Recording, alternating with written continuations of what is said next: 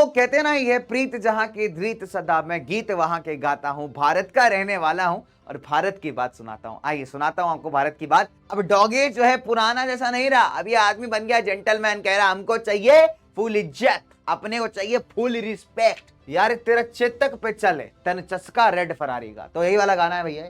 या मैं गन्ना पढ़ाने जा रहा हूं, तुम गिफ्ट क्यों मांग रहे हो लोगों से? हैं गिफ्ट मांग रहे हो? गन्ना देंगे बेटा तुमको, इतना खतरनाक तरीके से गन्ना गन्ना लेके आओ, डंडे लेके आओ इस आदमी के। यार वो कहते हैं ना कि मंजिल उन्हीं को मिलती है जिनके सपनों में जान होती है, और पंखों से कुछ नहीं होता, हौसलों से उड़ान होती है।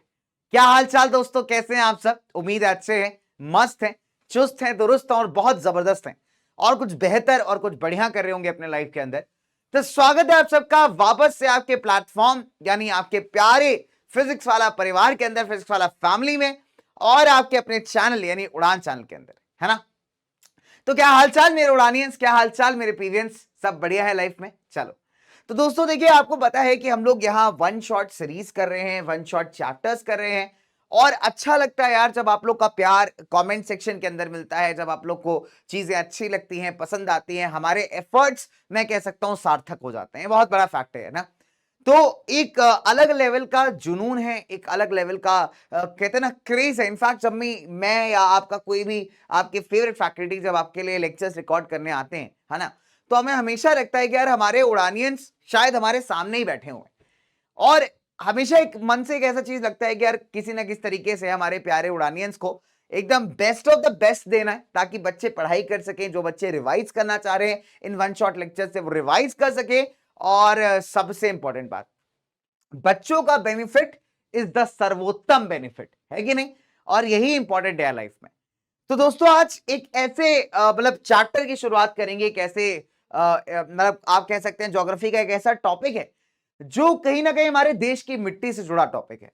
अगर मैं कोट करूं हमारे पूर्व प्रधानमंत्री श्री लाल बहादुर शास्त्री जी के वर्ड्स को, है ना, देखिए 2 अक्टूबर अगर मैं बात करूं तो 2 अक्टूबर का दिन बड़ा फेमस है। इनफैक्ट मैं एक बार ये परमाणु हथियार बंद कर लूं, थोड़ा सा 2 मिनट का समय दीजिएगा मेरे को। तो हाँ जी भैया, अब ये परमाणु हथियार हो गया बंद, यानी रूम फ्रेशनर हमारे स्टूडियो का। तो अगर आपको याद हो, श्री लाल बहादुर शास्त्री जी भी वो हैं जिनका जन्म 2 अक्टूबर को होता है। हालांकि गांधी जी का जन्म थोड़ा ज्यादा फेवरेट हो गया, थोड़ा ज्यादा पॉपुलर हो गया, लेकिन लाल बहादुर शास्त्री जी का भी जन्म होता है 2 अक्टूबर को। और ये जो 2 अक्टूबर का दिन है इसलिए भी स्पेशल है क्योंकि ये वही हमारे प्यारे नेता लाल बहादुर शास्त्री जी हैं, हमारे पूर्व प्रधानमंत्री साहब हैं, जिन्होंने जय जवान और जय किसान का नारा दिया था। आपको पता है कि जब यह नारा दिया गया, देश उस समय 2 दिक्कतों से जूझ रहा था। नंबर 1, पहला है वॉर, है ना, पहला युद्ध, और युद्ध के साथ साथ देश के अंदर आया हुआ अन्न का संकट, यानी अनाज का संकट, ठीक है, scarcity of the food grains. अब ऐसे समय पे जब नारा लगाया शास्त्री जी ने कि जय जवान और जय किसान, यानी 2 योद्धाओं का आह्वान किया, 2 योद्धाओं को यहां बुलाया। हम हमारे ऐसे योद्धा, वीर योद्धा जो सरहद पे खड़े होकर के, बॉर्डर पे खड़े होकर के दुश्मन की बैंड बजा रहे थे, और हमारे किसान जो अनाज उगा करके देश की भूख मिटा सकते थे। तो इन 2 योद्धाओं को जब बुलाया, आह्वान किया और मिल करके काम किया, तो आप देखोगे आज भारत, जिस भारत को हम जानते हैं आज, इस भारत को भारत बनाने में ना जाने ऐसे कितने लोग हैं जिनका कंट्रीब्यूशन रहा है ना। चले, तो कहते हैं ना, यह प्रीत जहां की धृत सदा, मैं गीत वहां के गाता हूं, भारत का रहने वाला हूं और भारत की बात सुनाता हूं। आइए सुनाता हूं आपको भारत की बात। एग्रीकल्चर करेंगे, खेती बाड़ी को पढ़ेंगे, थोड़ा सा जानेंगे यार। और कहा जाता है कि भारत एक कृषि प्रधान देश है, India is an agricultural dominated economy.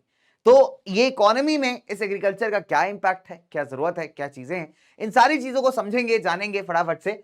और हमेशा से मैंने आपसे कहा है कि उड़ान लेक्चर्स के अंदर मेरा एक एजेंडा रहा है कि बच्चों को कम समय के अंदर बढ़िया से प्रैक्टिस करवा करके अच्छे से चैप्टर रिकॉल कराया जाए, क्योंकि एग्जाम्स आपके चल रहे हैं बच्चों, और एग्जाम में समय से कीमती कुछ नहीं है, ठीक है। तो डेफिनेट सी बात है, आइए हम स्टार्ट करेंगे प्यारे दोस्तों के साथ, प्यारे बच्चों के साथ। यहाँ पे नंबर 1 हम यहां बात करेंगे एग्रीकल्चर, उसके टाइप्स की।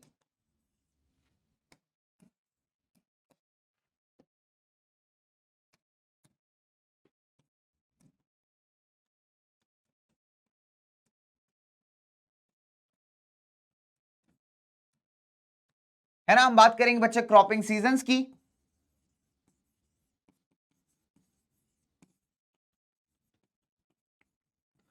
हम बात करेंगे बेटा अलग अलग क्रॉप्स की, और हम बात करेंगे यहां पे टेक्नोलॉजिकल और इंस्टीट्यूशनल रिफॉर्म्स की। ठीक है, डन।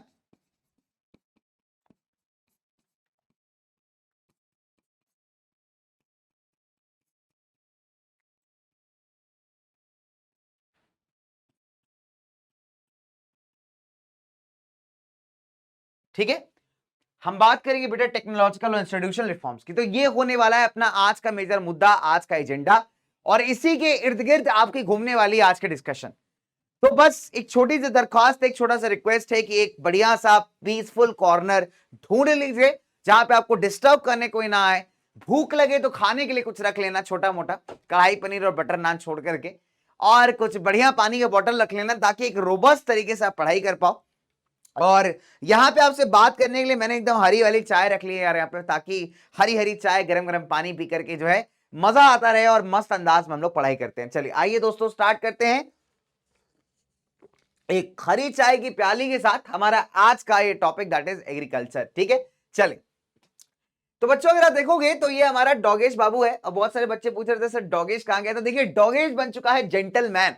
अब डॉगेश जो है पुराना जैसा नहीं रहा, अब ये आदमी बन गया जेंटलमैन। कह रहा हमको चाहिए फुल इज्जत, अपने को चाहिए फुल रिस्पेक्ट। समझे कि नहीं समझे? ठीक है, तो ये बन गया डॉगेश, बन गया जेंटलमैन। चले, अब ये एक आदमी क्या कह रहा है, देखो ध्यान से सुनना बेटा, बहुत जरूरी है, सारे बच्चों के लिए जरूरी है जो क्लास में दिल बनाते हैं। ये कल क्लास में दिल बना रहा था, फिर पंपा ने देख लिया, अब एक किडनी मेरी पंपा के पास है, तो आप भी क्लास में दिल मत बनाइए, कहीं आपके पंपा ने देख लिया तो दिक्कत हो जाएगी। ठीक है, चलिए आइए बात करते हैं डॉगेश द जेंटलमैन से, आगे बढ़ते हैं हम लोग। चलिए, तो बेटा अगर मोटा मोटा एग्रीकल्चर की बात करें तो एग्रीकल्चर का सिंपल शब्दों में मतलब है science and art of cultivation of crops, यानी क्रॉप्स को उगाने का जो तरीका है, जो साइंस है, जो आर्ट है, कला है, और साथ ही साथ जानवरों को पालना, rearing of the life stock, यही आपका एग्रीकल्चर है। आप जानवरों को कई सारे प्रोडक्ट्स के लिए पालते हैं। आज अगर आप देखोगे तो देश का 2/3 पॉपुलेशन आज भी एग्रीकल्चर के अंदर काम करता है, यानी हमारा देश इसीलिए एक एग्रीकल्चर डोमिनेटेड इकोनॉमी कहा जाता है, बिकॉज आज भी देश की 2/3 जनता आपको एग्रीकल्चर यानी फार्मिंग करती दिख जाएगी, खेती बाड़ी करती दिख जाएगी। इसके अलावा अगर आप देखोगे तो एग्रीकल्चर एक प्राइमरी एक्टिविटी, प्राइमरी एक्टिविटी का मतलब होता है प्राइमरी सेक्टर को बिलोंग करता है। कहने का मतलब बहुत सिंपल है कि एग्रीकल्चर के अंदर मैक्सिमम हम नेचुरल प्रोडक्ट्स का इस्तेमाल करते हैं, यानी ऐसे प्रोडक्ट्स जो हमको नेचर से मिले। ठीक है, अब अगर आप देखोगे एग्रीकल्चर दो तरीके से यहां लोगों को सपोर्ट करता है। पहली बात, एग्रीकल्चर फूड ग्रेन्स प्रोवाइड करता है, अनाज प्रोवाइड करता है, और इसके अलावा कई सारा सामान ऐसा प्रोवाइड करता है जिसको आप एज अ कच्चा मटेरियल, रॉ मटेरियल इस्तेमाल करते हैं अलग अलग इंडस्ट्रीज के अंदर। ठीक है, चलिए अब सवाल ये उठता है कि फार्मर के क्या मोटिव होते हैं, एग्रीकल्चर के क्या मोटिव होते हैं, क्या मुद्दे होते हैं। तो अगर आप मोटा मोटा देखेंगे ना बेटा, तो एग्रीकल्चर के ना दो मोटिव्स हैं, है ना। देखिए कोई भी किसान यहां खेती बाड़ी दो ऑब्जेक्टिव से या दो मोटिव से करता है। इसका पहला मोटिव देखिए बहुत सिंपल है, पहला मोटिव है अपनी जरूरतों को पूरा करना, यानी सब्सिस्टेंस के लिए किया गया एग्रीकल्चर। ठीक है, तो पहला मोटिव बहुत सिंपल है, पहला मोटिव है सब्सिस्टेंस। सब्सिस्टेंस मतलब होता है बेटा आपका सर्वाइवल। ठीक है, सब्सिस्टेंस मतलब फॉर सर्वाइवल, सर्वाइवल मतलब अपनी जरूरतों को पूरा करने के लिए किया गया एग्रीकल्चर, किया गया खेती बाड़ी, दैट इज सब्सिस्टेंस।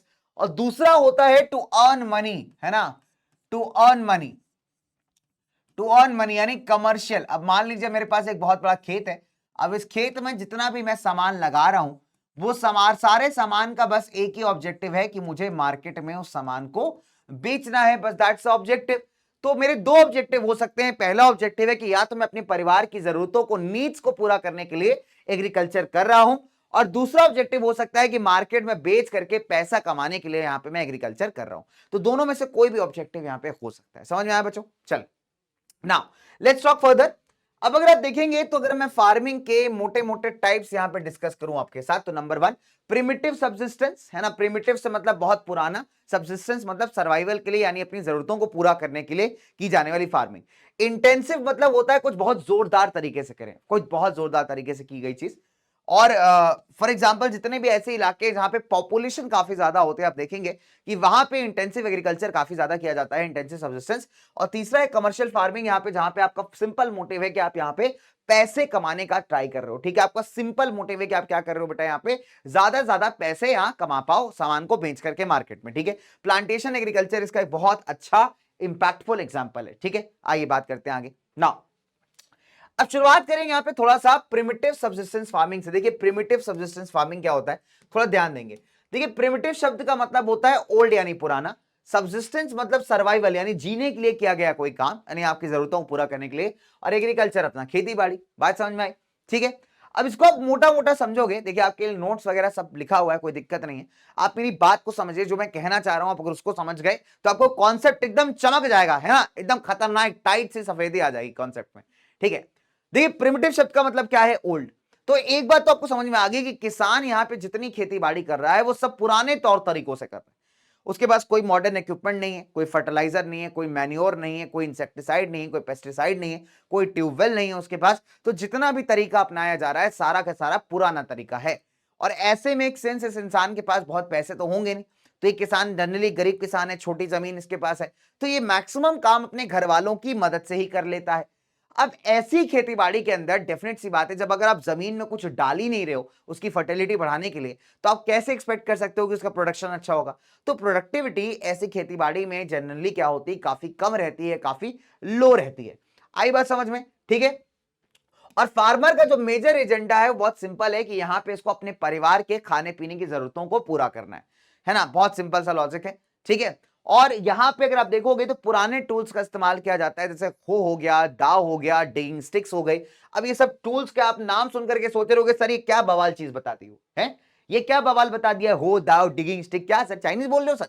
हो दाव वही डिगिंग स्टिक ये वो, हाँ ऐसा, अरे नहीं भाई ऐसा कुछ नहीं।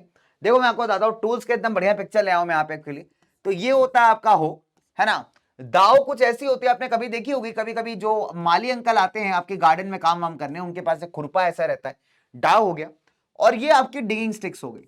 तो इसकी मदद से क्या करते हैं जो किसान होते हैं, जो प्रिमिटिव एग्रीकल्चर करते हैं, वो अपना बढ़िया जमीन अमीन खोद लेते हैं थोड़ा बहुत, ठीक है, और उसमें जो बेसिक बेसिक खेती बाड़ी है बेटा वो कर ली जाती है। ठीक है, तो ऐसी खेती बाड़ी को आप कहते हैं प्रिमिटिव सब्सिस्टेंस एग्रीकल्चर। ठीक है ना, अब इस टाइप के एग्रीकल्चर का एक बहुत अच्छा एग्जांपल है स्लैश एंड बर्न एग्रीकल्चर। अब देखिए स्लैश एंड बर्न क्या होता है, आप नाम से समझिए, यहां पे स्लैश का मतलब है काटना, बर्न का मतलब है जलाना, यानी आप काट रहे हो और जला रहे हो। किसको जलाओगे यार? डेफिनेट सी बात है जंगल में पेड़ों को जलाओगे, पेड़ों को काटोगे। तो स्लैश एंड बर्न एग्रीकल्चर कुछ ऐसा ही है, आइए समझते हैं क्या है। देखिए बहुत सिंपल है, उससे पहले प्रिमिटिव फार्मिंग के मेजर फीचर्स को देखेंगे। हमने क्या पढ़ा यहाँ पे कि प्रिमिटिव फार्मिंग में लोअर प्रोडक्टिविटी होती है, मैक्सिमम में बारिश पे डिपेंडेंट फार्मिंग है, मानसून रेंज पे डिपेंडेंट फार्मिंग है ना, और फार्मर यहाँ पे पुराने तरीकों का इस्तेमाल करता है और कुछ पार्ट्स ऑफ इंडिया में इसको प्रैक्टिस किया जाता है। डन, चलिए अब अगर आप देखोगे यहाँ पे तो हम बात कर रहे हैं स्लैश एंड बर्न एग्रीकल्चर की। तो हमने क्या पढ़ा अभी यहाँ पे कि slash and burn agriculture is a type of primitive subsistence agriculture. इसका एक बहुत अच्छा एग्जांपल है, इसको कई बार आप शिफ्टिंग कल्टीवेशन भी कहते हैं। कभी टेम्पो में बैठे हो, ऑटो में इनफैक्ट मैं आज भी एक बार होम टाउन जाता हूं तो हम लोग टेम्पो में बैठते हैं, तो भैया हमारे यहाँ चार चार सवारी बिठाते हैं, चार इधर दो आगे, एक और बिठा लेते, कभी कभी 11 सवारी होती है एक टेम्पो में। मजा आता है, उसका अपना ही लेवल का मजा है ना। कभी कभी आप देखो ई रिक्शा में बढ़िया एकदम सवारी बैठा के एकदम ठूस करके बैठाते हैं, ई रिक्शा तो कॉमन है अपन सब घूमते हैं उसमें, टेम्पो में बैठने में बहुत मजा आती है। तो टेम्पो वाले भैया कहते हैं एक काम करो भैया, एक खिसको जरा, चार चार सवारी बैठेंगी, खिसको शिफ्ट हो, थोड़ा शिफ्ट हो भैया, भैया शिफ्ट होना, थोड़ा शिफ्ट होना। शिफ्ट होना मतलब क्या? अपनी जगह को चेंज करना, थोड़ा सा खिसक जाना, है ना। तो यहां भी फार्मर कुछ ऐसा ही कर रहा है। फार्मर क्या कर रहा है कि भैया सिंपल सी बात है, अब ये भटकता हुआ फार्मर है, ये कोई एक पर्टिकुलर गांव में रहने वाला आदमी नहीं है। मैक्सिमम केसेस में आप देखोगे जो शिफ्टिंग कल्टीवेटर्स होते हैं वो जनरली किसी ना किसी पेस्टोरलिस्ट ग्रुप को बिलोंग करते हैं। ठीक है, पेस्टोरलिस्ट मतलब जो जानवरों के साथ इधर से उधर मूव किया करते हैं, ऐसे लोग आपको काफी शिफ्टिंग कल्टीवेशन करते हुए दिख जाएंगे। अब क्या है कि इनके पास कोई एडवांस टेक्नोलॉजी तो है नहीं, तो इन्होंने क्या किया कि जंगल का एक ऐसा इलाका ढूंढ लिया जहां की मिट्टी थोड़ी बढ़िया है। अब मिट्टी को और बढ़िया कैसे किया जाए, तो ये क्या करेंगे, उस थोड़े से इलाके को पहले तो वहां के पेड़ काट लेंगे। अब पेड़ काटने के बाद क्या है कि उसको जला देंगे, जो लकड़ी होती है उसको जला देंगे। जब कभी लकड़ी जलाते हो ना तो बेटा पाउडर जैसा काला काला प्रोड्यूस होता है, उसको आप ऐश कहते हो, राख कहते हो। जो गांव के बच्चे राखी बहुत अच्छे समझते हैं ना, शहर के बच्चे देखते ही नहीं कभी ये सब, तो दिक्कत ये, तो गांव का भी थोड़ा वो बड़ा इंपॉर्टेंस है यार लाइफ में, बहुत सारी चीजें आपको पता नहीं। आज मैं अभी नोएडा दिल्ली के बच्चों से पूछो बेटा राखी क्या है, ऐश क्या है, बच्चों को पता ही नहीं है ना, जब तक ये देखेंगे नहीं इनको पता नहीं चलेगा।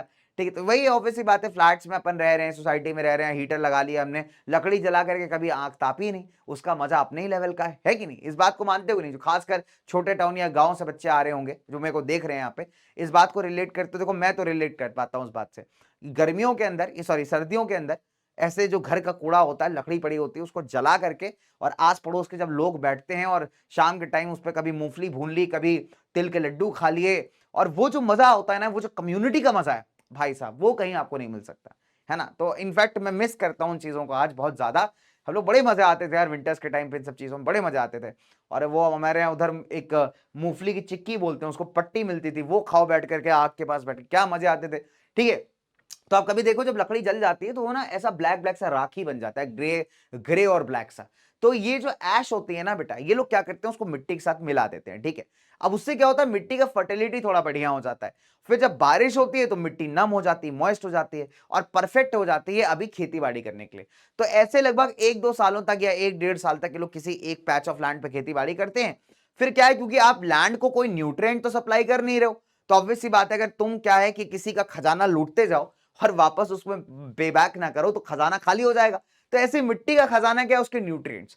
आप उसको छीनते जा रहे हो, खींचते जा रहे हो, खींचते जा रहे हो, इस्तेमाल करते जा रहे हो। एक टाइम तो ऐसा आएगा ना जब मिट्टी के न्यूट्रिएंट्स खत्म हो जाएंगे, तो मिट्टी क्या हो जाएगी, बेकार हो जाएगी। जब मिट्टी बेकार हो जाती है तो ये लोग किसी नई जगह की तलाश में निकल जाते हैं, यानी अपनी जगह से शिफ्ट हो गए। तो that is why it is also called shifting cultivation. ठीक है, बात समझ में आई यहां तक? चल, अब मजे की बात क्या है बेटा यहाँ पे कि अब जो आपकी जमीन पीछे छूट गई, इसके साथ दो चीजें हो सकती है। नंबर 1, अगले 8-10 साल में हो सकता है वहां पे जंगल दोबारा से ग्रो कर जाए, या फिर वो जमीन हमेशा के लिए बेकार हो जाए। तो कई बार कहा जाता है कि भारत में लैंड डिग्रेडेशन का एक बहुत बड़ा कारण /1 एग्रीकल्चर या शिफ्टिंग कल्टीवेशन भी है।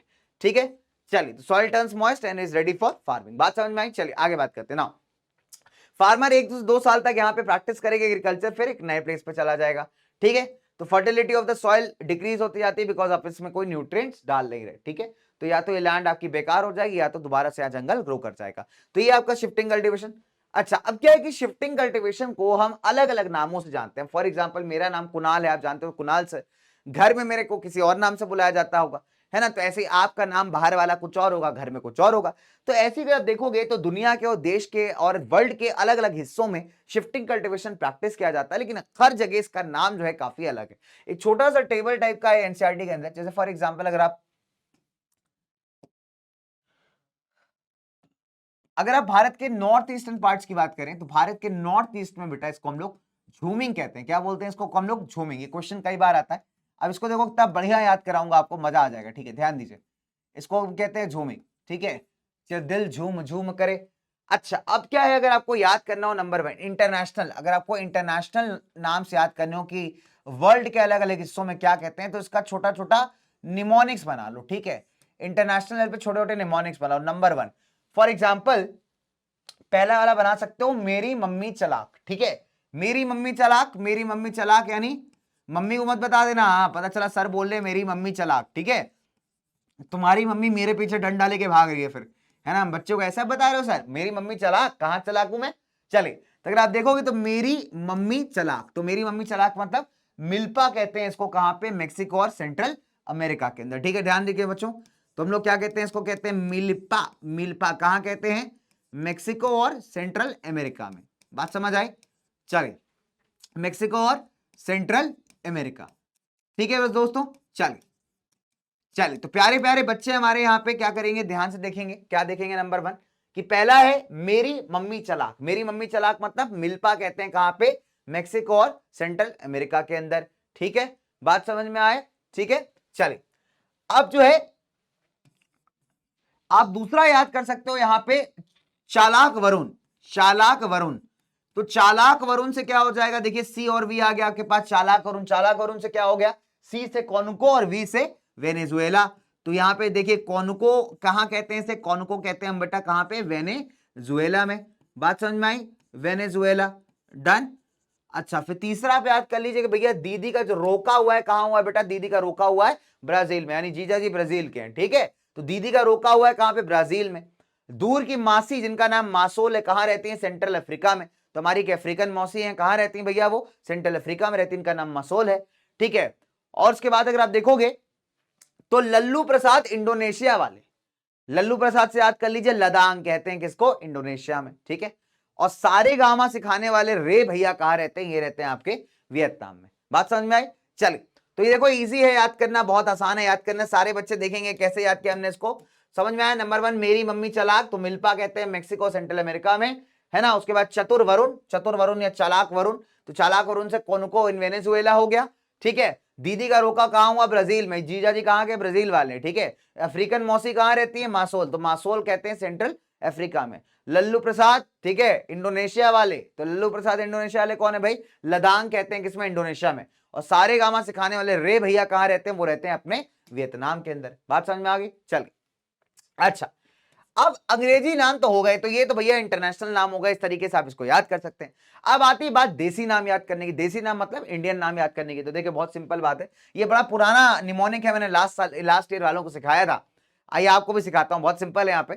तो बड़े दिनों के बाद, ध्यान से सुनिएगा इस बात को, बड़ा मजा आएगी कविता सुनकर के, कि बड़े दिनों के बाद आए हमारे भैया, बड़े दिनों के बाद आए हमारे भैया, और एमपी में शिफ्टिंग को बोले बेवार और धैया। कि बड़े दिनों के बाद आए हमारे भैया और एमपी में बोले शिफ्टिंग को बेवार और धैया। मैं निकला जंगल में पीछे पड़ गया गेंडा, मैं निकला जंगल में पीछे पड़ गया गेंडा। आंध्रा में बोले शिफ्टिंग को पोड़ू और पेंडा। याद आया, तो मैं निकला जंगल में पीछे पड़ गया गेंडा, और आंध्रा में बोली शिफ्टिंग को पोड़ू और पेंडा। ठीक है, ठीक है। अब आगे सुनो।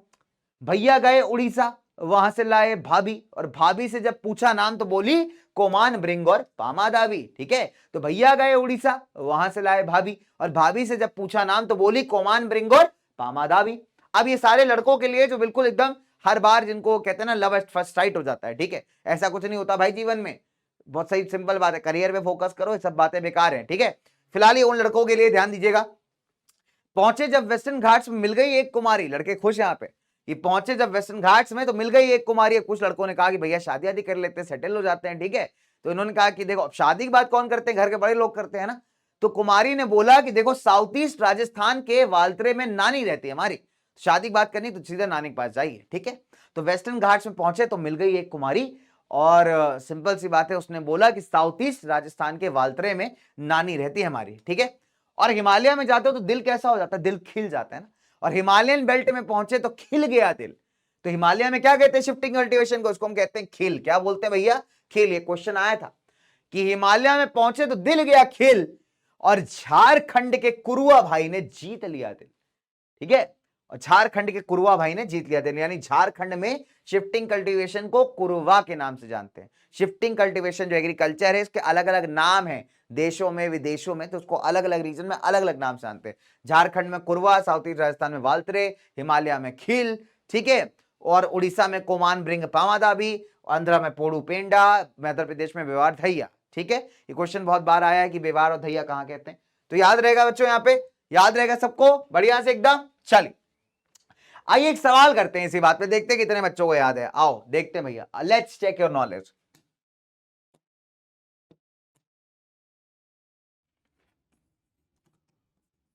पोड़ू और पेंडा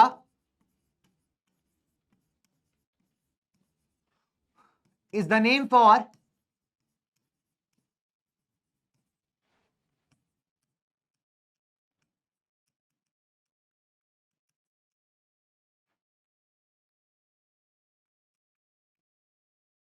शिफ्टिंग कल्टीवेशन इन डैश, ठीक है, डन। चलो चार ऑप्शंस,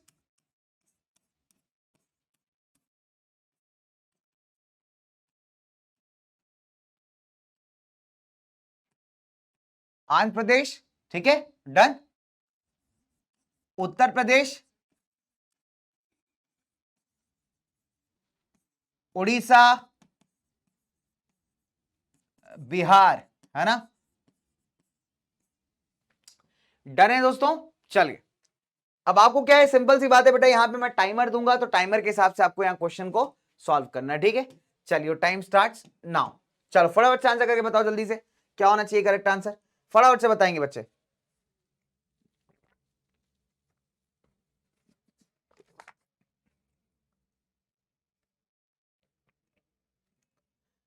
चलिए बढ़िया बढ़िया बढ़िया, कर लिया भाई, क्वेश्चन कर लिया बच्चों, डन, ओके।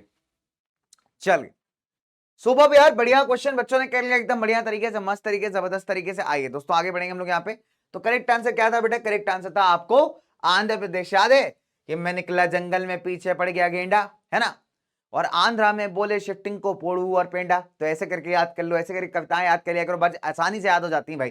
ठीक है, चलो तो आगे बढ़ेंगे यार यहाँ पे। अच्छा, एक केस स्टडी आती हुई, तो आइए बच्चों क्वेश्चन करेंगे, केस स्टडी आती हुई। ठीक है, तो रींझा नाम की एक लड़की थी, अपने गांव के साथ रहती है, बढ़िया विलेज के अंदर, विलेज मतलब गांव के थोड़ा सा बाहरी इलाके में, आउटस्कर्ट्स में रहती है। दीपू करके गांव है आसाम में। अब इसको बड़ा मजा आता है अपनी फैमिली को, फैमिली मेंबर्स को क्लियरिंग करते हुए, मतलब देखते हुए किस तरीके जंगल काट रहे हैं, लकड़ियां जला रहे हैं, कल्टीवेशन कर रहे हैं। इनफैक्ट कई बार इनको इरिगेशन में मदद भी कर देती है, पास में बंबू के जो बांस का एक पंप ऐसा बना रखा है, उससे पानी वानी भर करके लाके डाल देती है। इसको आसपास की सराउंडिंग्स बहुत अच्छी लगती हैं, बहुत टाइम तक यहाँ रहना चाहती है, बट इसको पता नहीं कि जिस जमीन पे इसके पापा मम्मी खेती बाड़ी कर रहे हैं उसकी फर्टिलिटी खत्म हो रही है, और जमीन अभी जो फैमिली है वो किसी नए जमीन को यहाँ पे तलाश रही है। ठीक है, नेक्स्ट सीजन के लिए। आइए अब यहाँ पे क्वेश्चन नंबर पहला है। अब क्वेश्चन नंबर पहले के लिए फटाफट से आपको एक देते हैं जल्दी से टाइमर। आइए देखते हैं कितने बच्चे यहाँ पे क्वेश्चन करते हैं। तो मैं आपको यहाँ पे 20 सेकंड का टाइम सेट कर देता हूँ। चलिए, तो 20 सेकंड का टाइम है और आप जल्दी से यहाँ क्वेश्चन करेंगे। मैं साइड हो जाता हूँ, आप क्वेश्चन का स्क्रीन मतलब आप देख लीजिए क्वेश्चन फटाफट से। डन,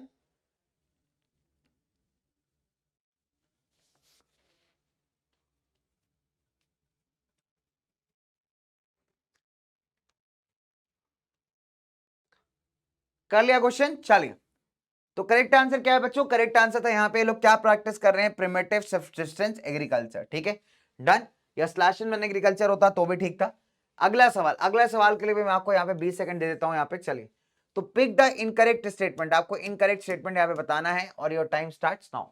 चलो सारे बच्चे इनकरेक्ट स्टेटमेंट बताएंगे यहाँ पे जल्दी से। चलिए, 14 second, 13 second, 10 second, 11 second, 9 second, 8 second है ना, 6 सेकेंड, 5 सेकेंड। चलो बढ़िया, तो 4 3 2 1 खत्म टाइम। चलो हो गया भाई टाइम।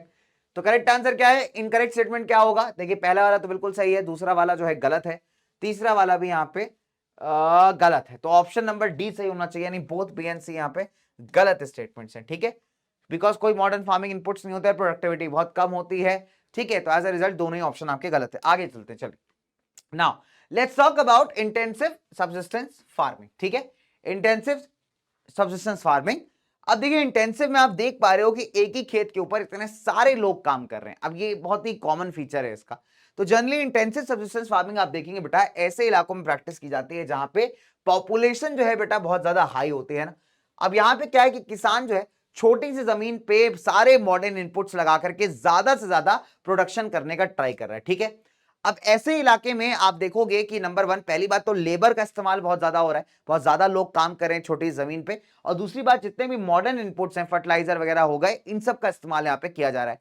ठीक है, अच्छा फार्मर के ना दो मुद्दे हैं, दो ऑब्जेक्टिव है यहाँ पे फार्मिंग करने के। नंबर वन कि पहले अपनी फैमिली के जो नीड्स हैं उनको पूरा करना, और दूसरा है बेटा कि थोड़ा एक्स्ट्रा यहाँ पे प्रोड्यूस करके मार्केट में बेच करके पैसे कमा लेना। तो यानी दोनों चीजें की जा रही है यहाँ पे, फैमिली की जरूरतों को भी पूरा किया जा रहा है, साथ ही साथ बेच करके पैसे कमाने का भी यहाँ पे किया जा रहा है। ठीक है, डन। तो एज ए रिजल्ट आप देखोगे बच्चों की यहाँ पे इंटेंसिव सब्सिस्टेंस फार्मिंग की जाती है। ठीक है, चलिए कैसे इलाकों में जहां पे पॉपुलेशन बहुत ज्यादा है। अब इस फार्मिंग के साथ एक दिक्कत है, इसने क्या किया है यहाँ पे लैंड के ऊपर प्रेशर बहुत बढ़ा दिया। इसका एक रीजन है, हमारे एक ताऊ थे, ताऊ का नंबर, एक ताऊ का नाम क्या है? ताऊ का नाम है शकरकंद। ठीक है, शकरकंद इनको बहुत पसंद थी, तो इनके मम्मी पापा ने इसका नाम रख दिया, ताऊ का नाम रख दिया शकरकंद। तो हमारे शकरकंद ताऊ के चार छोटे छोटे भाव भाव हैं, है ना। तो चार छोटे छोटे भाव भाव मतलब इनके चार बेटे हैं, तो शकरकंद ताऊ के चार छोटे छोटे भाव भाव। अब क्या है कि भैया ताऊ के पास है 10 एकड़ की जमीन। डन, ताऊ के पास क्या है? 10 एकड़ की जमीन। अब पहले जमाने में क्या होता था, इनफैक्ट आज भी कई बार होता है कि पिताजी के पास अगर जमीन है और लड़के हैं उनके, तो जमीन लड़कों में बांट दी जाती थी, फिर उनके लड़के होंगे तो जमीन उनमें बढ़ जाएगी। तो एज ए रिजल्ट क्या हुआ कि हमारे ताऊ के जो है चार भाव भाव थे, और इन्होंने क्या किया, 10 एकड़ जमीन को चारों के बीच में डिवाइड कर दिया। अब 10 एकड़ जमीन अगर डिवाइड होगी तो हर एक के हिस्से में कितना आएगा? 2.5 एकड़ आएगा। अब इन भाव भाव की भी और भाव भाव हुए, मतलब इनके बच्चे हुए, एक बच्चा किसी का दो बच्चा, तो इन्होंने अपनी जमीन में से कुछ उनमें डिवाइड कर दिया। तो as a result due to inheritance, inheritance मतलब जो आप अपने बाप दादाओं से इनहेरिट करते हो, मतलब उनके जो उनका सामान है वो आपको पास ऑन हो जाता है, मिल जाता है। तो इनहेरिटेंस की वजह से क्या हुआ कि जमीन इतनी ज्यादा डिवाइड हो गई है कि अभी जमीन का जो पार्ट है बहुत छोटा रह गया। अब मान लो किसी पिताजी के पास जो है 12-15 एकड़ जमीन रही होगी, तो अभी डिवाइड होकर के सिर्फ 1-2 एकड़ ही बची है, बिकॉज बढ़ती गई जनरेशन टू जनरेशन जमीन जो है ट्रांसफर होती गई और डिवाइड होती चली गई। तो डिवाइड होने की वजह से क्या हुआ, जो साइज ऑफ लैंड है वो अभी बहुत कम हो गया। तो अभी क्या है कि फार्मर इतने ही छोटे पीस ऑफ लैंड से मैक्सिमम निकालने का ट्राई कर रहा है, एंड दैट इज वाई कि जमीन के ऊपर ना जरूरत से ज्यादा यहाँ पे प्रेशर बढ़ता जा रहा है। ठीक है, सो ये इंटेंसिव का फार्मिंग का फीचर है, क्वेश्चन कई बार 2 नंबर में आता है, तो सारे बच्चे इसको ध्यान से नोट डाउन करेंगे। ठीक है, आगे बात करते हैं दोस्त। चल, अब आता है कमर्शियल ट्रैक्टर, है ना यार, तेरा चेतक पे चले तन चस्का रेड फरारी का, तो यही वाला गाना है भैया। तो अगर आप देखोगे तो यहाँ पे कमर्शियल फार्मिंग की अगर हम बात करें तो बड़े बड़े खेत हैं, बड़े बड़े ट्रैक्टर, और साथ ही साथ बहुत सारा लेबर, बहुत सारा पैसा, ये सब इन्वेस्ट होगा कमर्शियल फार्मिंग। बिकॉज अल्टीमेटली यहाँ पे आप जो भी सामान पैदा कर रहे हो, जो भी सामान आप बना रहे हो, उसका सिंपल ऑब्जेक्टिव है कि आपको मार्केट में बेच करके पैसा कमाना है, दैट्स ऑल। बाकी कुछ आपने सोचना ही नहीं है। ठीक है, तो बड़े बड़े खेत, उस पर बड़ा बड़ा ट्रैक्टर, है कि नहीं भैया? तो बड़े बड़े खेत, उस पर बड़ा बड़ा ट्रैक्टर, और साथ ही साथ अगर आप देखोगे तो यहाँ पे बहुत सारे आपको माइग्रेंट लेबर्स की जरूरत पड़ती है। माइग्रेंट लेबर मतलब जो दूसरे राज्यों से, स्टेट से आए हैं आपके खेतों पे काम करने के लिए, और जितनी मॉडर्न मशीनरी आपको सारी की सारी यहाँ पे दिख जाएगी। तो ऑब्वियस सी बात है, इन चीजों को मेंटेन करने के क्या चाहिए आपको? पैसा चाहिए, तो पैसा भी यहाँ पे बहुत ज्यादा खर्च होता है, इसका मॉडर्न फीचर है। ठीक है, डन। चलिए आगे बात करते हैं यहाँ पे। तो नंबर 1 प्रोडक्शन किया जाता है ताकि आप मार्केट में बेच सको। ठीक है, दोनों लेबर इंटेंसिव, यानी बहुत ज्यादा लोग चाहिए होते हैं, प्लस बहुत ज्यादा पैसा चाहिए होता है, तो labour and capital intensive industry है। मॉडर्न फार्मिंग इनपुट्स का इस्तेमाल किया जाता है, जैसे HYV सीड्स हो गए, फर्टिलाइजर हो गए, है ना, पेस्टिसाइड्स, इंसेक्टिसाइड्स हो गए, इरिगेशन के लिए कई सारे ट्यूबवेल हो गए, पंप्स हो गए, मॉडर्न मशीनरीज हो गई। तो इन सब का इस्तेमाल करके आप यहाँ पे क्या करते हो बेटा? That is commercial farming. ठीक है, डन। चलिए आगे बात करते हैं। कमर्शियल फार्मिंग का एक बहुत अच्छा एग्जांपल है प्लांटेशन एग्रीकल्चर। देखिए, प्लांटेशन में क्या होता है कि आप एक तरीके का क्रॉप को बहुत बड़े से लार्ज एरिया के अंदर ग्रो करते हो, है ना। फॉर एग्जांपल चाय के बागान हो गए, कॉफी प्लांटेशन हो गए, तो जहां पे आप देखोगे कई सारे एकड़ों के अंदर आप सिर्फ चाय या सिर्फ कॉफी ही लगा रहे हो। अब अगर ऐसी इंडस्ट्री की बात करें तो ये भी मॉडर्न फार्मिंग इनपुट्स यूज करेगी, बिकॉज कमर्शियल फार्मिंग का ही एक एग्जांपल है, तो डेफिनेट सी बात है मॉडर्न फार्मिंग इनपुट्स रहेंगे, HYV seeds, modern tool, fertiliser, pesticide वगैरह। ठीक है, अब यहां पे भी मैंने आपको क्या बताया कि कमर्शियल फार्मिंग का फीचर है कि यहां पे काम करने के लिए बहुत सारे माइग्रेंट लेबर आते हैं, यानी आस पड़ोस के इलाकों से कई सारे लोग यहां पे काम करने आते हैं। ठीक है दोस्तों, तो this is done with the help of migrant labour.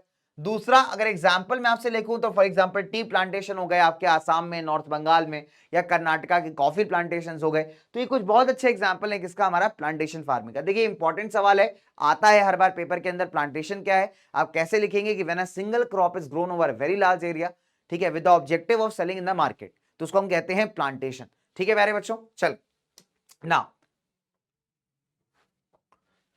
अब अगर मैं आपसे बात करूं बच्चों यहाँ पे, तो प्लांटेशंस के डेवलपमेंट के लिए ना देखो, नंबर 1 हमने एक चीज तो देखी कि यहाँ पे जितना भी सामान उगाया जा रहा है वो किसी ना किसी फैक्ट्री में इस्तेमाल हो रहा है as a raw material. For example मान लीजिए चीनी बनाने की फैक्ट्री है, चीनी बनाने की फैक्ट्री को क्या चाहिए? गन्ना चाहिए। मान लीजिए शुगर केन का प्लांटेशन लगा लिया आपने, तो जितना भी गन्ना प्रोड्यूस किया जाएगा वो कहाँ जाएगा? चीनी वाली फैक्ट्री में जाएगा। ठीक है, डन। अब मान लीजिए फॉर एग्जांपल कॉफी प्लांटेशन है, जितनी भी कॉफी की बीन्स होंगी रोस्ट होकर पैक होकर कहाँ जाएंगी? मार्केट में बिकने जाएंगी। तो इन सब चीजों के लिए 2 चीजें तो इंपॉर्टेंट है, नंबर 1 ट्रांसपोर्ट और दूसरा कम्युनिकेशन का नेटवर्क।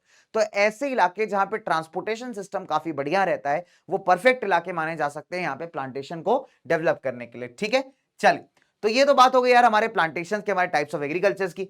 चलो तो अब हमारे प्यारे बच्चों के साथ कुछ बातचीत की जाए, बढ़िया बढ़िया। अच्छा, अब क्या है बेटा कि नो डाउट ये चैप्टर बहुत थियोरेटिकल है, लेकिन आप इसको बढ़िया से एकदम मस्त तरीके से एकदम पढ़ सकते हो, कोई दिक्कत कोई परेशानी के बिना। ठीक है, तो एक बड़ी देखने वाली बड़ी जबरदस्त वाली बात है यहाँ पे कि आपको पता है कि लाइफ में ना अलग अलग तरीके के लोग होते हैं। कुछ लोग बात बात पे जो है शाहरुख खान बन जाते हैं, सेन्योरिटा तुम नहीं समझोगे मैं फेल हो गया हूँ सेन्योरिटा। ठीक है, तो अगर आप देखोगे तो कई बार इसका भी जस्टिफिकेशन देते हैं, सेन्योरिटा तुमसे बात करते करते मैंने पढ़ा बिल्कुल भी नहीं, ना पिया मैंने बॉर्नवीटा, सेन्योरिटा फेल हो गया मैं सेन्योरिटा, देखो मुझे, पागल हो गया हूँ मैं। तो ऐसा अगर करोगे ना भैया, सेन्योरिटा छोड़ के भाग जाएगी तुम्हारी। ठीक है, हाँ पढ़ाई लिखाई कर लो, जरूरी है। तो लेकिन देखोगे तो ऐसे बालकों को अभी जो अक्टूबर नवंबर का समय होता है ना, बड़ा समय खराब करते हैं इसमें, है ना। इनको लगता है अरे बढ़िया बढ़िया ठंड है, साइकिल से जो है एकदम मस्त घूमने जाएंगे, पानी बताशे खाएंगे, इनका अलग ही चल रहा है एकदम। हल्की हल्की बारिश हो जाए तो मजा ही आ जाए, हल्की हल्की धूप हो, थोड़ी ठंड हो, थोड़ी बारिश हो, परफेक्ट वेदर है ना। तो मैं हमेशा कहता हूँ भैया ये बिल्कुल हमारी राबी की फसल जैसे, रोमांटिक राबी। अगर आप देखोगे तो भारत में क्रॉपिंग सीजन की बात करो तो नंबर 1 राबी का सीजन की अगर बात करूं तो राबी का सीजन है बड़ा रोमांटिक सीजन है ना। इसको क्या चाहिए? हल्की हल्की बारिश चाहिए स्टार्टिंग फेज में, हल्की हल्की धूप चाहिए, है ना। साथ ही साथ आप देखोगे थोड़ी थोड़ी ठंड चाहिए, तो ये बढ़िया उगेंगे, इस टाइप के क्रॉप्स ना बढ़िया ग्रो करते हैं। ठीक है, डन। चलिए अब अगर मैं आपसे बात करूं यहाँ पे कि इसके अलावा इनको क्या चाहिए, इसके अलावा अगर आप देखोगे बेटा यहाँ पे तो दो, नंबर 1 पहली चीज तो ये है कि इनको जब पकने का टाइम आता है, खासकर जैसे तुम लोग बोर्ड एग्जाम्स का टाइम आता है, तब तुम स्टडीज पे फोकस हो जाते हो। तो ऐसे जब इनका पकने का टाइम आता है ना भैया, इनको भी एकदम धूप चाहिए होती है, ब्राइट सनशाइन चाहिए होती, तब ये ठंड वंडे से इनका कोई लेना देना नहीं। जैसे हमारे बच्चों को जब आत्मा जागती है, इनकी जब पढ़ने का टाइम होता है, बोर्ड एग्जाम आ जाते हैं, तब इनको लगता है देखो ऐसा है सन्यूरिटा, तुम दूर ही ठीक हो, ठीक है, क्यूटी हम लोग एग्जाम के बाद मिलेंगे, अभी तो मुझे पढ़ाई करनी है। तो तुम लोग के बीच में ना एकदम कड़ी सी धूप आ जाती है ना, होता है कि नहीं होता भाई? तो वैसे हमारे राबी क्रॉप्स का भी ऐसा ही है, स्टार्टिंग फेज में सब बढ़िया, उसके बाद जो है कड़ी कड़ी धूप आ जाती है, ब्राइट सनशाइन अगर मिल जाए तो ये बढ़िया ग्रो करते हैं, ठीक है। फिर कुछ शायराना टाइप के क्रॉप्स इनको आप खारिफ कहते हैं, तो मैं इनको कहता हूं खारिफ। तो ये अगर आप देखोगे तो मानसून सीजन के अंदर ना बेटा खारिफ का क्रॉप जो है काफी बढ़िया ग्रो करता है। और लास्ट में चुलबुला जैद आता है। चुलबुला जैद मतलब ये वो क्रॉप है जो कि खारिफ और राबी के बीच का जो समर का सीजन होता है, स्टार्टिंग है, जब खीरा ककड़ी तरबूज आता है ना, ये उस टाइम का क्रॉप है, तब यहां पे ये क्रॉप को आपको देखने को मिलेगा, ठीक है। चल, तो आइए इन तीनों क्रॉपिंग सीजन की हम लोग थोड़ा सा और डिटेल में बात करेंगे यहाँ पे। तो ये 3 तरीके क्रॉपिंग सीजन आपके लिए बढ़िया टेबुलर फॉर्म में लिख दिया है। और कभी भी जब राबी खारिफ और जैद के बीच का डिफरेंशिएट आएगा बेटा, आप ऐसे ही लिख करके आएंगे। ये सही तरीका है बोर्ड एग्जामिनेशन के अंदर डिफरेंशिएशन लिखने का। बच्चे कहते हैं सर डिफरेंशिएट बिटवीन का आंसर कैसे लिखें, तो ये सही तरीका, आप बेसिस लिखेंगे, पहला कॉलम किस बेसिस पे आप डिवाइड कर रहे हैं, दूसरे में आप अपना टॉपिक लिखेंगे, उसके बाद आप लिखेंगे। तो ये परफेक्ट तरीका है आपका प्रेजेंट करने का, कैसे आप डिफरेंशिएट प्रेजेंट करते हैं, ठीक है। तो आइए बात करते हैं नंबर 1 राबी के फसल की सोइंग सीजन की बात करें तो अक्टूबर से दिसंबर तक इसका सोइंग सीजन है। हार्वेस्टिंग की बात करें तो अप्रैल से जून तक इस फसलों को काट लिया जाता है। और इंपॉर्टेंट क्रॉप्स की बात करें तो गेहूं हो गया, बार्ले, जौ हो गया, मटर हो गई, चना हो गया, ठीक है, सरसों हो गई, ये इंपॉर्टेंट क्रॉप्स हैं आपके राबी के। खारिफ की बात करें मॉनसून सीजन के स्टार्टिंग में आप देखोगे तो इसको ग्रो कर दिया जाता है, सो कर दिया जाता है, ठीक है। इसके बाद अगर आप देखोगे आप मॉनसून लिख लीजिए, तो मॉनसून के स्टार्टिंग में अगर आप देखोगे तो खारिफ की फसल लगा दी जाती है। सितंबर अक्टूबर तक इसको काट लिया जाता है। आप देखोगे मूंगफली आती है, मूंगफली मस्त खाते हैं ना, नमक चटनी लगा कर, बहुत टेस्टी लगती है यार। हम लोग खाते हैं ना मूंगफली वाले भैया, मूंगफली वाली कई सारी चीजें बेच रहे होते हैं। तो मूंगफली कब आती है? विंटर्स में आती है। विंटर्स में क्यों आ पाती है मूंगफली? बिकॉज सितंबर अक्टूबर तक इसको काट लिया जाता है, हार्वेस्ट कर लिया जाता है। एज ए रिजल्ट आप देखते हो कि विंटर्स में आपको मूंगफली खाने को मिलती है ना। चलिए, तो पैडी यानी धान हो गया, चावल हो गया, मेज यानी भुट्टा हो गया, ज्वार हो गया, बाजरा हो गया, अरहर दाल हो गई, मूंग दाल, उड़द दाल, कॉटन, जूट, मूंगफली, सोयाबीन, ये सब किसकी फसलें हैं? आपकी खारिफ की। और एक छोटा सा सीजन आता है जिसको आप क्या कहते हैं? जैद का सीजन, स्मॉट शॉर्ट समर सीजन है ना। तो यहां पे अगर आप देखोगे तो मार्च से जुलाई के बीच का ये सीजन है जब आपको खीरा, ककड़ी, खरबूजा, तरबूज, ये सारी चीजें खाने को मिलती हैं। तो ये 3 मेजर सीजन है बेटा हमारे किसके? That is of rabi, kharif and zaid, ठीक है। बात समझ में आई? चलिए आगे बात करते हैं यहाँ पे। चलिए, अब सवाल उठता है कि सर ये राबी और क्या कहते हैं खारिफ या राबी, खासकर राबी की अगर मैं बात करूं आपसे, तो राबी के फसल के सक्सेस के मतलब क्या ऐसे कारण हैं, reasons for success of the rabi फसल, ठीक है। स्पेशली अगर देखोगे कि in the northern parts, in the north and north west अगर आप बात करोगे भारत की,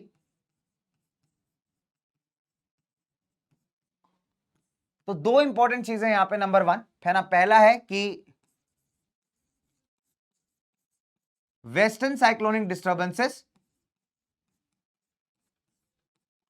नेचुरल फिनोमेना है, बारिश होती है इसकी वजह से भारत के north and north western part में।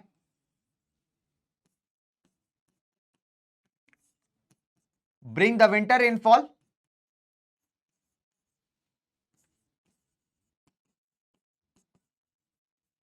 है ना, that is good for rabi crops.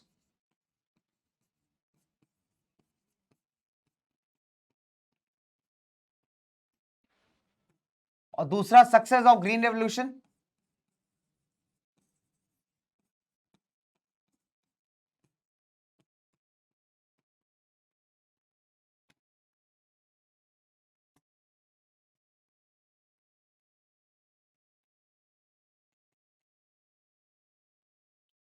है ना, सक्सेस ऑफ ग्रीन रेवोल्यूशन। अगर आप देखोगे तो ये दो बड़े कारण रहे हैं, अगर आप देखें खासकर भारत के north and north western parts के अंदर राबी की फसलों के सक्सेस के पीछे। नंबर 1, राबी की फसल को थोड़ा थोड़ा बारिश चाहिए होता है विंटर्स के अंदर, है ना। तो अगर आप देखोगे तो विंटर्स में जो वेस्टर्न साइक्लोनिक डिस्टर्बेंसेस हैं उसके चलते यहाँ बारिश हो जाती है भारत के नॉर्थ नॉर्थ वेस्टर्न पार्ट्स में। आप देखोगे दिल्ली, हरियाणा, पंजाब, नोएडा, मुजफ्फरनगर, मेरठ, इधर बारिश वारिश होती है विंटर्स में।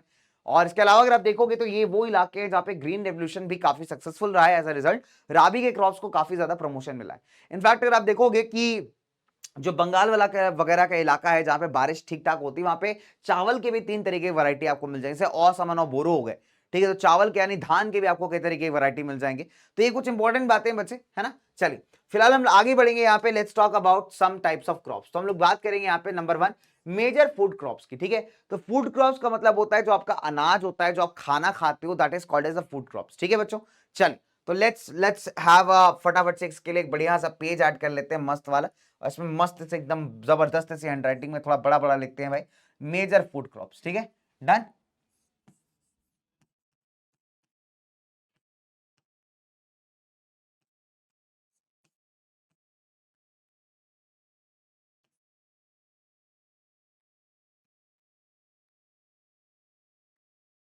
ठीक है। चल तो बच्चों आइए बात करते हैं about the major food crops, ठीक है दोस्तों। चल तो नंबर 1 पहला बात करेंगे हम लोग चावल की, वही चावल जिसकी बिरयानी बनती है, वही चावल जिसका पुलाव बनता है, वही चावल जिसका जाफरानी पुलाव बनता है, बहुत सारी चीजें बनती है। और चावल की खीर तो आए हाय क्या कहने, मजा ही आता ना। चल चावल की खीर खाओगे भाई, मैं बनाऊं बढ़िया से एकदम, खिलाऊंगा कैसे, यही तो दिक्कत है, यूट्यूब पे कैसे खिलाऊं यार चावल की खीर। चलिए तो चावल जो है ना बहुत शायराना अंदाज का क्रॉप है, इसको बहुत पानी चाहिए यार, जीवन बहुत प्यासा आदमी है, बहुत प्यासा है, उसमें बहुत पानी चाहिए। तो पानी जिसको चाहिए वो कौन सा क्रॉप है, नंबर 1 खारीफ क्रॉप है। अब अगर आप देखोगे तो मानसून के टाइम पे जो टेम्परेचर है लगभग लगभग कितना रहता है, 25 से 30 के बीच रहता है मिनिमम। अगर आप देखोगे 30 से ऊपर भी चला जाता है कई बार। तो इसका भी जो टेम्परेचर है ना, इसको ज्यादा ही चाहिए, इसको टेम्परेचर चाहिए हाई, इसको पानी चाहिए ज्यादा, ठीक है। तो टेम्परेचर को हाई चाहिए, यानी 25 डिग्री से ऊपर का टेम्परेचर रहेगा तो बढ़िया रहेगा। ह्यूमिडिटी काफी चाहिए था मानसून के टाइम पे, ये भी फैक्ट है कि आप देखोगे बारिश के बाद अगर धूप निकल आए तो चुपती जलती गर्मी, नाइसल का ऐड आ जाता है ना, डरमी कुल का है ना ऐड आता है, चुपती जलती गर्मी का मौसम आया है ना, चुपती जलती गमोरिया लाया। तो अगर आपको याद होगा वो वाला ऐड बड़ा फेमस है। तो वैसे अगर आप देखोगे तो हमारे खारिफ के सीजन में कुछ ऐसा ही होता है, ठीक है। तो क्या होता है अगर आप खासकर आप देखो जब मानसून के टाइम पे ये जब बारिश होती है ना, बारिश के बाद कई बार अगर धूप निकल आए तो इतना गंदा चिपचिपी गर्मी हो जाती है, दिमाग खराब हो जाता है ना। तो ह्यूमिडिटी कहते हैं उसको, तो उसको ह्यूमिडिटी अच्छी चाहिए, रेनफॉल इसको 100 सेंटीमीटर से ज्यादा चाहिए, और टेम्परेचर 25 डिग्री से ऊपर चाहिए। अगर आप देखोगे तो भारत सेकेंड लार्जेस्ट प्रोड्यूसर है आफ्टर चाइना। ये चाइना वाले चावल खाते किसके साथ है मुझे समझ नहीं आता, चमगादड़ के साथ, कीड़े के साथ, चीन मिर्ची चीन चाओ कीड़ा लाओ है हाओ, चावल के साथ कीड़ा दो प्याजा बनेगा, ठीक है। तो अगर आप देखोगे तो चाइना वालों के बाद हमारा नंबर सेकंड नंबर पे आता है चावल के प्रोडक्शन में। अच्छा अब कहां ग्रो किया जाता है, एक इंपॉर्टेंट फैक्टर है, ठीक है। नंबर 1 इसको ग्रो करते हैं भारत के प्लेन्स ऑफ नॉर्थ और नॉर्थ ईस्टर्न इंडिया के अंदर, ठीक है। अगर मैं बात करूं आपसे तो भारत के नॉर्थ और नॉर्थ ईस्टर्न इंडिया में जो कोस्टल इलाके हैं भारत के, और जो डेल्टाइक एरियाज हैं, ठीक है। तो ये कोस्टल इलाके और डेल्टा रीजन बहुत ईजी है समझना। देखो आप सिंपल सी बात है, मैप बना लो। तो डेल्टा कहां बनता है, जहां नदियां जो है आपकी समुद्र से मिलती हैं। तो डेल्टा या तो यहां बनेगा, इस इलाके में बनेगा आपका, या तो इस इलाके में बनेगा, ठीक है। कोस्टल एरिया भी आपका यही है, पानी इधर पे है, ठीक है। इसके अलावा भारत के प्लेन एरियाज में नॉर्थ और north east, north and north east के लिए आप इधर जा सकते हैं। तो ये मेजर इलाके हैं जहां पे आपको चावल ग्रो किया जाता है, ठीक है प्यारे बच्चों। चलिए आगे बात करते हैं। अब जैसे आप देख पा रहे हो मैं नक्शा लेके आया हूं, इसलिए आपके लिए मैप लेकर के आ गया हूं पे, देखो ध्यान दीजिएगा फटाफट से कि चावल ग्रोइंग रीजन को आपको आइडेंटिफाई करने को दे सकता है ना, आपको पूछेगा कि what is the main crop grown in this region. तो अगर आप देख पा रहे हो तो मेजर एरिया हमने क्या देखा कि डेल्टा रीजन कहां बनेगा, जहां पे नदियां जो हैं वो कहां गिरती हैं, आकर के नदियां गिरती हैं आपकी समुद्र के पास। अब अगर आप देखोगे तो हमारे इंडिया में वेस्ट फ्लोइंग रिवर्स यानी अरेबियन सी में गिरने वाली नदियां सिर्फ दो ही हैं जो मेजर है, नर्मदा और तापी, यानी जो ऊपर है। तो उसके अलावा जितनी भी नदियां हैं भारत में बे ऑफ बंगाल में जाकर गिरती हैं। तो आपको सारे डेल्टा एरिया ज्यादातर यहाँ मिलेंगे, महानदी, कृष्णा, गोदावरी, है ना, सारे इधर साइड मिलेंगे। तो ये देखिए आप डेल्टा रीजन हो गया, फिर भारत का कुछ नॉर्दर्न पार्ट हो गया, फिर भारत का नॉर्थ ईस्टर्न पार्ट हो गया, है ना, और ये आपका कोस्टल बेल्ट हो गया, यहाँ पे समुद्र भी है। तो ये वो मेजर इलाका है जहां पे आप देखोगे कि चावल को ग्रो किया जाता है, ठीक है प्यारे बच्चों। डन है, ठीक है। तो ये वो मेजर है। हो सकता है कि आपसे इतना सा एरिया मार्क करके आपको कलर करके दे दो, पूछे कि आइडेंटिफाई द क्रॉप, तो आप बता सकते हैं भैया चावल है, यहाँ पे पूछ लेगा आप बोल सकते हैं चावल। तो बस इसी टाइप का क्वेश्चन आपसे पूछता है, ठीक है। तो आप मैप पे देख पा रहे हो बेटा कि किस तरीके से ये वाला जो साइड का एरिया है that is dominated by rice, ठीक है। आगे बात करते हैं, चलो लेट्स मूव फर्दर। चलिए अगला अगर मैं बात करूं आपसे तो अगला आता है इंपॉर्टेंट, दैट इज व्हीट यानी गेहूं। अच्छा गेहूं क्या है, गेहूं हमारा रोमांटिक राबी का फसल है। अब रोमांटिक राबी है तो उसको क्या चाहिए होगा, हल्की हल्की बारिश चाहिए होगी, थोड़ी थोड़ी धूप चाहिए होगी स्टार्टिंग में, हल्का ठंडा मौसम चाहिए होगा, ये नॉर्मल बातें हैं। तो देखो वही बात हुई साबित कि it requires cool growing season, bright sunshine चाहिए जब ये पक रहा होता है गेहूं, राइपनिंग, जब बोर्ड एग्जाम का टाइम होता है, ठीक है।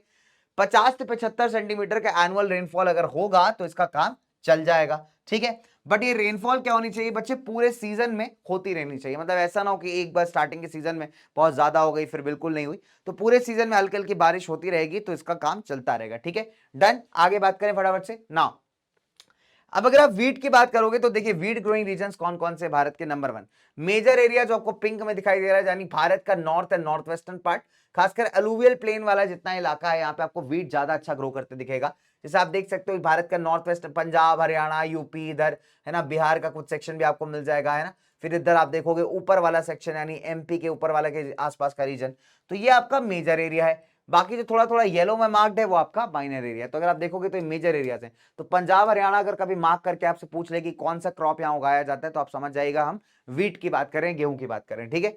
चलिए लेट्स मूव फर्दर, आगे बात करते हैं दोस्तों, आगे बात करेंगे फटाफट से नाउ। अगर आप देखोगे तो वीट कहां उगाया जाता है, देखिए दो बड़े रीजन है। नंबर 1, पहला गंगा सतलज प्लेन आपका नॉर्दर्न प्लेन का इलाका है भारत के नॉर्थ और नॉर्थ वेस्टर्न में, और दूसरा आपका काली मिट्टी वाला रीजन है जो भारत के डेक्कन प्लेट्यू में आपको मिलेगा, ठीक है। तो ये भारत के दो मेजर वीट ग्रोइंग इलाके हैं, ठीक है। डेक्कन प्लेट्यू वाला रीजन आप देख पा रहे हो बेटा, this is the Deccan plateau वाला सेक्शन। तो ये वाला जो सेक्शन है थोड़ा थोड़ा स्पॉट्स आपको दिखाई दे रहे होंगे, ये हो गया भारत का ऊपर का नॉर्थ वेस्टर्न हिस्सा हो गया। तो ये मेजर इलाके जहां पे आपका गेहूं ग्रो किया जाता है, ठीक है। भारत में सेकेंड मोस्ट इंपॉर्टेंट अनाज है सीरियल क्रॉप, मतलब अनाज है आपका, ठीक है। मोस्ट इंपॉर्टेंट अनाज में आता है, ग्रेन्स में आता है, सीरियल क्रॉप में आता है, और मेजर फ्रूट क्रॉप है भारत के north and north western parts में, ठीक है। तो भारत के north and north western parts के अंदर मेजोरिटी क्या खाया जाता है, गेहूं खाया जाता है। भारत में बंगाल साइड जाएंगे, बिहार साइड जाएंगे, नॉर्थ ईस्ट जाएंगे तो यहाँ पे चावल आपको ज्यादा खाते हुए दिखेंगे लोग, ठीक है। डन, आगे बात करते चलिए, लेट्स मूव फर्दर नाउ। अब अगर मैं बात करूं भाई मिलेट्स, मिलेट्स का मतलब होता है मोटा अनाज, तो काफी ज्यादा रिच इन फाइबर्स होते हैं, कैल्शियम वगैरह इनमें काफी बढ़िया होता है, और भी कई न्यूट्रिएंट्स होते हैं। तो अगर आप कभी घर में आपके खासकर जाड़े वगैरह में आप देखिएगा तो ज्वार बाजरा का रोटी बड़ा ज्यादा बनता है, ज्वार हो गया, बाजरा हो गया। अगर आप उत्तराखंड से बिलोंग करते हैं ना तो आप देखेंगे रागी जो है उत्तराखंड के अंदर बड़ी इस्तेमाल की जाती है, कि रागी एक बड़ी इंपॉर्टेंट वहां पे डिशेस की बहुत इंपॉर्टेंट कॉन्स्टिट्यूएंट है। तो अगर आप देखेंगे बच्चे ज्वार बाजरा रागी, ये क्या है, मिलेट्स। मिलेट्स का मतलब होता है मोटा अनाज। अगर आप इनका अपीयरेंस देखेंगे ना तो अनाज इनका जो ग्रेन होता है वो भी काफी कोर्स होता है, मोटा मोटा सा होता है, बट ये बड़े जबरदस्त अनाज होते हैं, मतलब सुपर फूड्स होते हैं एक तरीके से, फाइबर में रिच होते हैं, बाकी सारी चीजों में बड़े रिच होते हैं, ठीक है। खाने चाहिए, मेरे को तो पर्सनली यार ज्वार बाजरा का रोटी बहुत अच्छा लगता है। जब मैं घर जाता हूँ तो मम्मी बनाती है, मजा ही आ जाता है भाई, ऑनेस्टली बता रहा हूँ आपको, ठीक है। चलिए तो आइए ज्वार बाजरा की रोटी पे आगे बढ़ते हैं। अब ज्वार की बात की जाए तो third most important food crop है अगर आप एरिया ऑफ प्रोडक्शन के हिसाब से देखेंगे, ठीक है। और एक क्वेश्चन आता है कि कौन सा third most important food crop है, तो अगर आप एरिया ऑफ प्रोडक्शन के हिसाब से देखेंगे तो ज्वार आता है नंबर 1, थर्ड नंबर पे।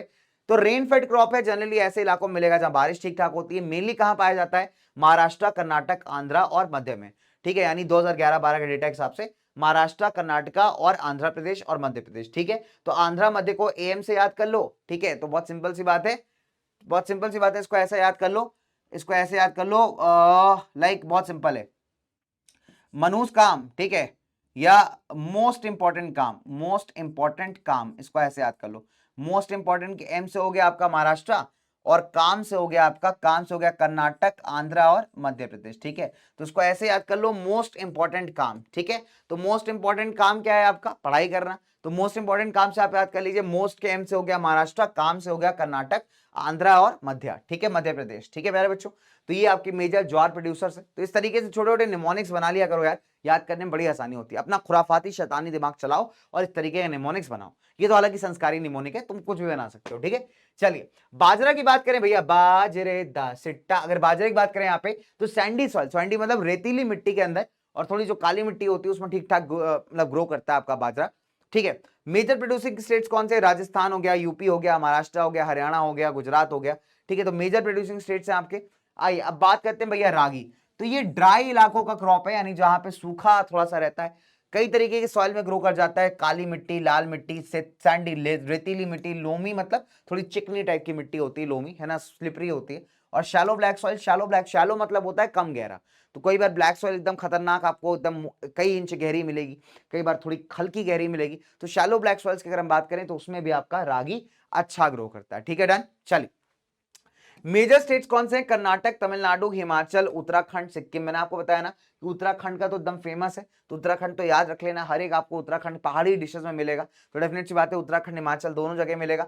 ठीक है। फिर सिक्किम के अंदर भी, अरुणाचल में मिलेगा। तो जितने पहाड़ी इलाके ना वहां पे रागी का इस्तेमाल बड़े ज्यादा होता है। तो ये इसके मेजर मेजर प्रोड्यूसर्स हैं, ठीक है। चले तो आइए आगे बढ़ेंगे फटाफट से टॉपिक में। अब आता है भैया मेज। मेज इज भुट्टा, ठीक है। तो मेज क्या है बेटा? भुट्टा है ना, वही जो भुट्टा खाते हो एकदम बारिश में दोस्तों के साथ, नमक मिर्चा नींबू लगा करके, बहुत मजा आता है ना भुट्टा खाने में। तो वही भुट्टा की बात की जा रही है यहाँ पे। तो भुट्टा क्या है? खारिफ क्रॉप है। खारिफ का मतलब क्लियर हो गया कि इसको दो चीजें तो ज्यादा चाहिए। नंबर 1 पहला है बारिश और दूसरा है टेम्परेचर, ठीक है। तो अगर आप देखोगे टेम्परेचर चाहिए 21 से 27, देखो हमने बिल्कुल सही गेस किया था। और ओल्ड अलुवियल सॉइल यानी जो आपकी खादर मिट्टी होती है, खादर मिट्टी के अंदर आपका ये बढ़िया ग्रो करता है, ठीक है। तो खादर मिट्टी के अंदर अच्छा ग्रो करता है। इसको आप खुद के खाने के लिए इस्तेमाल भी कर सकते हैं, प्लस जानवरों को भी बढ़िया खाना खिला सकते हैं। यानी फूड एंड फॉडर दोनों तरीके से यहां पे इसका इस्तेमाल किया जा सकता है। समझ में आई बात? चले अब मेजर भुट्टा प्रोड्यूस करने वाले स्टेट्स कौन से हैं आपके? मेजर भुट्टा प्रोड्यूसिंग स्टेट्स कौन से हैं? नंबर 1 कर्नाटक हो गया, मध्य प्रदेश हो गया, उत्तर प्रदेश हो गया, आंध्र प्रदेश हो गया, तेलंगाना हो गया। तो ये वो स्टेट्स हैं जहां पे कॉर्न यानी मेज यानी भुट्टा काफी ज्यादा प्रोड्यूस किया जाता है, ठीक है। इसका भी कुछ निमोनिक बना सकते हो, बहुत ईजी यार, ठीक है। तो कुछ भी बना लीजिए यार। फॉर एग्जाम्पल आप इसका जैसे मध्य और आंध्र प्रदेश का आप एम बना सकते हो, ठीक है। या इसका बहुत सिंपल, इसका बैट बना लो यार, इसका एक साथ बन जाएगा। इसका बैट बना लो कि धोनी भैया का बैट। बैट मतलब बिहार, आंध्र और तेलंगाना, ठीक है। और इसका यूनिवर्सिटी बना लो, केएमयू यूनिवर्सिटी, है ना, केएमयू यूनिवर्सिटी। केएमयू, केएमयू याद आ जाएगा भाई, कुणाल से आपको याद हो जाएगा केएमयू, ठीक है। तो केएमयू बना लो। इसका केएमयू क्या हुआ? कर्नाटक, मध्य और आपका उत्तर प्रदेश। इधर इसका बैट बना लो यानी बिहार, आंध्र और तेलंगाना। आसानी से याद हो जाएगा, ठीक है। सिर्फ दो ही आपको याद करने हैं, बस, खत्म, डन। चलिए आगे बात करें बच्चों बच्चे नाउ। अब भुट्टे की अगर कहानी बढ़ाई जाए तो अगला आता है आपकी दालें यानी पल्सेस, ठीक है। इन सारी दालों में एक दाल जो है बहुत नालायक है यार। द पल्सेस जो है ना लेग्यूम फैमिली को बिलोंग करती हैं, लेग्यूमिनस होती हैं, ठीक है। कहने का मतलब है कि काफी सारी पल्सेस यानी दालें जो है नाइट्रोजन जो होती है ना एटमॉस्फेयर की, उसको फिक्स करने में बड़ा मदद करती हैं, ठीक है। मतलब उसको कन्वर्ट करती हैं अलग अलग कंपाउंड्स के अंदर, और फिर वो सॉइल की फर्टिलिटी बढ़ाता है। अरहर एक ऐसी दाल है जो इसमें से नहीं करती। तो इनकी फैमिली की बात की जाए, किस फैमिली का बिलोंग करती हैं दालें, तो आपकी दालें बिलोंग करती हैं लेग्यूमिनस फैमिली को, ठीक है। तो भारत बेटा लार्जेस्ट प्रोड्यूसर है दालों का, यानी उगाते भी हमें भैया, खाते भी हमें। ले ढाबे में दाल तड़का तंदूरी रोटी के साथ, छोटू दाल तड़का लगाइयो मक्खन मार के, है ना। तो आप देखोगे भारत में दाल भी हम उगाते भैया हम ही है भैया, खाते भी हम ही सबसे ज्यादा, ठीक है। तो पल्सेस अगर आप देखोगे तो वेजिटेरियन जैसे मेरे और बहुत सारे जैसे लोगों के लिए, हमारे लिए भैया मेजर सोर्स ऑफ प्रोटीन है डाइट के अंदर, ठीक है। अलग अलग तरीके की पल्सेस होती हैं आपकी, है ना। तूर दाल हो गई, उड़द की दाल हो गई, मूंग हो गई, मसूर हो गई, काली मसूर हो गई, है ना, धुली मूंग की दाल हो गई, ऐसी बहुत सारी दालें होती हैं, ठीक है, डन। चलिए पल्सेस को मैक्सिमम रोटेशन में ग्रो किया जाता है बाकी क्रॉप्स के साथ, है ना, बिकॉज ये सॉइल की फर्टिलिटी को रिस्टोर करने में कैसे बड़ी मदद करती है, ठीक है। ध्यान रखिएगा इस चीज को, ठीक है। बाय फिक्सिंग एटमॉस्फेरिक नाइट्रोजन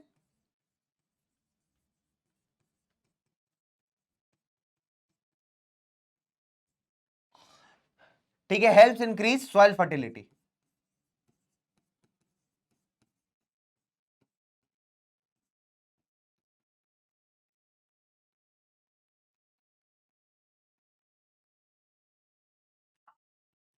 अरहर दाल को अगर छोड़ दिया जाए, अरहर जिसको आप तूर दाल कहते हैं, थे ना, तूर कहते हैं, कई बार तुअर कहते हैं, आप कैसे भी लिख लो, ठीक है, डज नॉट हेल्प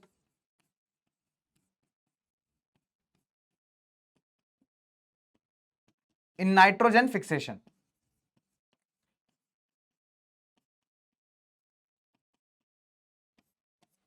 डन, ठीक है।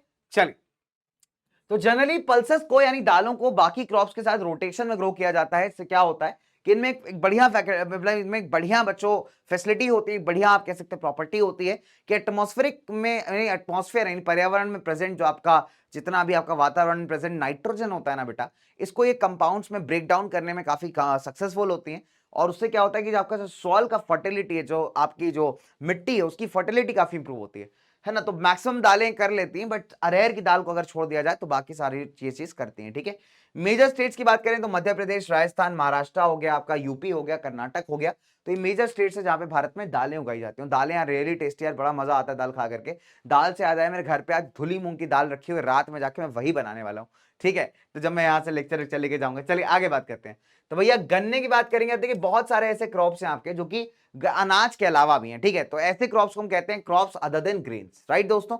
चल तो अगर मैं बात करूं, अच्छा ये आदमी कह रहा है कुछ नहीं हुआ ब्रो, आज मेरा बर्थडे है, मुझे गिफ्ट दे दे, हुई हुई। या मैं गन्ना पढ़ाने जा रहा हूं, तुम गिफ्ट क्यों मांग रहे हो लोगों से, हैं? गिफ्ट मांग रहे हो, गन्ना देंगे बेटा तुमको, इतना खतरनाक तरीके से गन्ना गन्ना लेके आओ, डंडे लेके आओ इस आदमी के, ठीक है? जबरदस्ती गिफ्ट मांग रहा है, कह रहा मेरा बर्थडे है ब्रो, गिफ्ट दे। देना मत गिफ्ट, फालतू बातें करते हैं, पहले बता रहा हूं तुमको, ठीक है? चलिए, तो आइए आगे बात करते हैं दोस्तों। नौ गन्ने की बात करेंगे। गन्ना क्या है भैया, ट्रॉपिकल सब ट्रॉपिकल दोनों इलाकों में उगाया जा सकता है। कहने की बात है, अगर हम भारत में बात करें तो गन्ना आपको दोनों ही जगह मिल जाएगा, यानी गन्ना जो है आपको भारत के ट्रॉपिकल यानी इस हिस्से में मिल जाएगा और भारत के इस हिस्से में आपको गन्ना उगाया जा सकता है। कहाँ कैसे क्लाइमेट में ग्रो करता है, हॉट एंड ह्यूमिड, यानी गर्मी होनी चाहिए, थोड़ी ह्यूमिडिटी होनी चाहिए। टेम्परेचर की अगर मोटा मोटी बात की जाए तो 21 से 27 डिग्री तक इसका टेम्परेचर ठीक है, ठीक है? रेनफॉल की बात की जाए तो साल में इसको 75 से 100 सेंटीमीटर रेनफॉल अगर मिल जाएगी तो गन्ना अच्छा ग्रो करेगा। और गन्ना एक ईयर लॉन्ग क्रॉप है, आपको पता होना चाहिए कि गन्ने के साथ एक दिक्कत है कि गन्ने को ना काफी समय लगता है मैच्योर होने में, 7-8-9 महीने भी लग जाते हैं। और गन्ने का सारा खेल जो है ना बेटा उसके जड़ों में है, मतलब नीचे के साइड पे आप जाओगे ना, गन्ने का जो स्टेम वाला पार्ट है, अब वहां जाओगे अगर, तो स्टेम के अंदर नीचे के पार्ट में सुक्रोस होता है, और जितना सुक्रोस कंटेंट होगा उतना ही गन्ना आपका यूजफुल है, ठीक है? तो गन्ने का रस जो है पूरा, गन्ने का पूरा जो मजा है, गन्ने का पूरा जो जादू उसके सुक्रोस कंटेंट में। और गन्ना एक इंपॉर्टेंट रॉ मटेरियल है शुगर इंडस्ट्री के लिए, तो बड़ा इंपॉर्टेंट हो जाता है कि जहां पे गन्ना उगाया जा रहा है वहां से ट्रांसपोर्टेशन नेटवर्क का बहुत अच्छा होना, बिकॉज 24 घंटे के अंदर जो है आपको गन्ना पहुंचाना पड़ेगा शुगर फैक्ट्री में, नहीं तो गन्ना खराब भी बहुत जल्दी होता है। और एक बार गन्ने का सुक्रोज कंटेंट, एक बार आपने गन्ना काट लिया तो धीरे धीरे जो सुक्रोज कंटेंट है ना धीरे धीरे रिड्यूस हो जाता है, ठीक है? तो जल्दी जल्दी आपको शुगर मिल पहुंचाना यहाँ पे बहुत जरूरी है अगर आप गन्ने से बेनिफिट उठाना चाहते हो। तो आप देख सकते हो उसको कई सारी वैरायटी ऑफ सॉइल्स में ग्रो किया जा सकता है। नाउ अभी क्या है कि कई सारे जो गन्ने की फैक्ट्रीज है ना वो भी थोड़ा साउथ की तरफ शिफ्ट हो रही हैं। उसका रीजन बताता हूँ क्या है। एक्चुअली क्या है कि गन्ना ना बहुत हाई टेम्परेचर नहीं झेल सकता। अब अगर आप नॉर्दर्न पार्ट्स की बात करोगे तो गर्मियों में यहाँ टेम्परेचर 40-45 पहुंचता है, जो गन्ने के लिए सुटेबल नहीं है। गन्ने को चाहिए मतलब 30-31-32 तक का टेम्परेचर मैक्सिमम जाए तो चलेगा। और अगर आप देखोगे तो महाराष्ट्र और उसके आसपास का जो इलाका है यहाँ पे टेम्परेचर ऐसा ही, तो एज अ रिजल्ट गन्ना लंबे समय तक यहाँ रह सकता है। लॉन्ग क्रशिंग सीजन है और जो शुगर मिल्स वगैरह है यहाँ पे वो ज्यादा समय तक यहाँ पे काम कर पाएंगी। प्लस यहाँ आप देखोगे कॉपरेटिव्स वगैरह ना बहुत ज्यादा है, कॉपरेटिव सेक्टर काफी ज्यादा है, तो ये एक बहुत बड़ा पॉजिटिव है यहाँ पे गन्ने की फैक्ट्रीज के लिए, गन्ने के प्रोडक्शन के लिए। तो एज अ रिजल्ट आप देखोगे काफी सारी जो फैक्ट्रीज है यहाँ पे गन्ने की थोड़ा सा महाराष्ट्र साउथ की तरफ थोड़ा शिफ्ट करती जा रही है, ठीक है? डन। चलिए, तो इसको मैनुअल लेबर चाहिए होता, चाहिए इंपॉर्टेंट बात है कि यार यहाँ पे गन्ना काटने, गन्ना लगाने से लेकर के गन्ना काटने तक सारा काम हाथ से होता है, ठीक है? हसिया होती है, सिकल होती है ना, उसको लेकर के गन्ना काटते हैं, तो मशीनरी का इंप्लीमेंटेशन यहाँ पे थोड़ा कम है, ध्यान रखिए। तो लेबर काफी चाहिए। इंडिया सेकेंड लार्जेस्ट प्रोड्यूसर है गन्ने का, शुगर केन का, आफ्टर ब्राजील, ठीक है? शुगर केन जो है मेजर सोर्स है शुगर का, गुड़ जिसको जागरी कहते हैं, खांडसारी होती है। खांडसारी क्या होता है बच्चे? खांडसारी मतलब पाउडर्ड ब्राउन कलर की शुगर जैसा होता है बट शुगर नहीं होता है ना, और मुलासेस बनते हैं हमारे, ठीक है? तो ये भी एक तरीके बाय प्रोडक्ट है। तो इसमें जो है गन्ना बच्चे बड़े इंपॉर्टेंट सोर्स प्ले करता है। मेजर गन्ना प्रोड्यूसिंग स्टेट्स कौन से? यूपी, महाराष्ट्र, कर्नाटक, ठीक है? तमिलनाडु, आंध्रा हो गया आपका, तेलंगाना हो गया, बिहार हो गया, पंजाब हो गया, हरियाणा हो गया। तो ये मेजर इलाके, आप 3-4 स्टेट याद कर लीजिए, मोर देन इनफ है, जो आपके गन्ना क्या करते हैं बेटा? प्रोड्यूस करते हैं, ठीक है? सारे प्रोड्यूस याद करने की जरूरत नहीं है। अब बच्चों के दिमाग में बड़ा जबरदस्त सवाल आता है कि सर ऑयल सीड्स क्या होते हैं, ठीक है? ठीक है, ऑयल सीड्स का मतलब बहुत सिंपल है, यानी ऐसे बीज जिनको क्रश करके आप तेल निकाल सकते हो, ऑयल निकाल सकते हो, वो कहलाती हैं आपकी ऑयल सीड्स, ठीक है दोस्तों? चलिए, तो अगर आप देखो ये आपकी मूंगफली है, तो जब तक मूंगफली को आप निकालते नहीं, कवरिंग के अंदर होती है, इसको हम ग्राउंडनट कहते हैं। ये मस्टर्ड का सीड है यानी सरसों है। ये तिल का सीड है, इसको आप सेसेमे कहते हो, ठीक है? सेसमम कहते हो। ये कैस्टर सीड है, ये भी एक तरीके का सीड है बेटा, बीज है। इससे ना तेल निकलता है, ऑयल निकलता है, कई सारे मेडिसिन वगैरह में भी इसका इस्तेमाल किया जाता है। इसके अलावा अगर आप देखेंगे तो लिंसीड, लिंसीड अलसी को कहते हैं, ठीक है? हिंदी में अलसी का कहते हैं, इसका पत्ता होता है अलसी का, इसका जो बीज होता है ना अलसी का बड़ा गर्म होता है, बड़ा जबरदस्त होता है, तो इसको हम अलसी कहते हैं, लिंसीड कहते हैं। अब इसको आप कॉटन सीड कह सकते हो, देख सकते हो कॉटन का पेड़ है, कॉटन का पौधा है ना, ये कॉटन बॉल है और ये इसका सीड है, ठीक है? इसके अलावा आप देख सकते हो कोकोनट, कोकोनट मतलब ये कोकोनट सीड है, इस तरीके कोकोनट ऑयल वगैरह बनता है, आपने देखा होगा। फिर सोयाबीन है, इसकी दाल वगैरह भी खाई जाती है, आपने देखा होगा कई बार, सोयाबीन से तेल बनता है, दैट्स वेरी इंपॉर्टेंट। फिर आपका सनफ्लावर का सीड है, सनफ्लावर का जो पेड़ मतलब वो जो पौधा होता है ना, फ्लावर होता है ना, उसका बीज से भी ऑयल बनता है, तेल बनता है। और ये आपका रेपसीड है, तो रेपसीड में इंडिया का प्रोडक्शन काफी अच्छा है यार। रेपसीड भी अगर आप देखोगे ऐसा काला काला सा डॉट डॉट सा है, इससे भी कई सारे प्रोडक्ट्स बनते हैं, तेल वगैरह निकलता है इसका भी, रेपसीड का। तो दिस इज रेपसीड, ठीक है? बहुत सारे बच्चों को समझ नहीं आता कि सर रेपसीड क्या होता है, तो ये होता है बेटा रेपसीड, इसको देख सकते हो आप, समझ सकते हो, ठीक है? बात समझ में आई? चलिए, तो यहां तक तो कहानी हो गई। अच्छा, अब बात करते हैं बेटा ऑयल सीड्स के, ऑयल प्रोडक्शन की। ऑयल सीड्स में भारत कहां पे है? ठीक है, नंबर 1 2018 में अगर मैं आपसे बात करूं तो भारत सेकेंड लार्जेस्ट प्रोड्यूसर था ग्राउंडनट का वर्ल्ड में आफ्टर चाइना। अभी चाइना वाले क्या डाल के खाते हैं मुझे समझ नहीं आता, मूंगफली कहां डालते हैं भाई।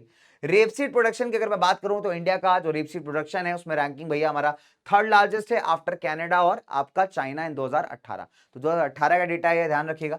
आगे आपसे बात करूं बेटा तो ऑयल सीड्स भारत का जो टोटल क्रॉप एरिया मतलब टोटल जितना भी खेती बाड़ी किया जा रहा है उसका 12% का जो इलाका है यहाँ पे हम ऑयल सीड्स ही ग्रो करते हैं, ठीक है।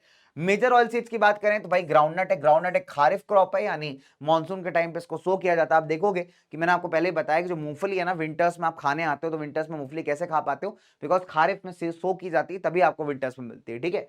डन। और अगर आप देखोगे तो जितनी भी ऑयल सीड्स होती है ना उसका मतलब हाफ पोर्शन एरिया वाइज अगर आप देखोगे तो कहां क्या ग्रो किया जाता है, ग्राउंडनट।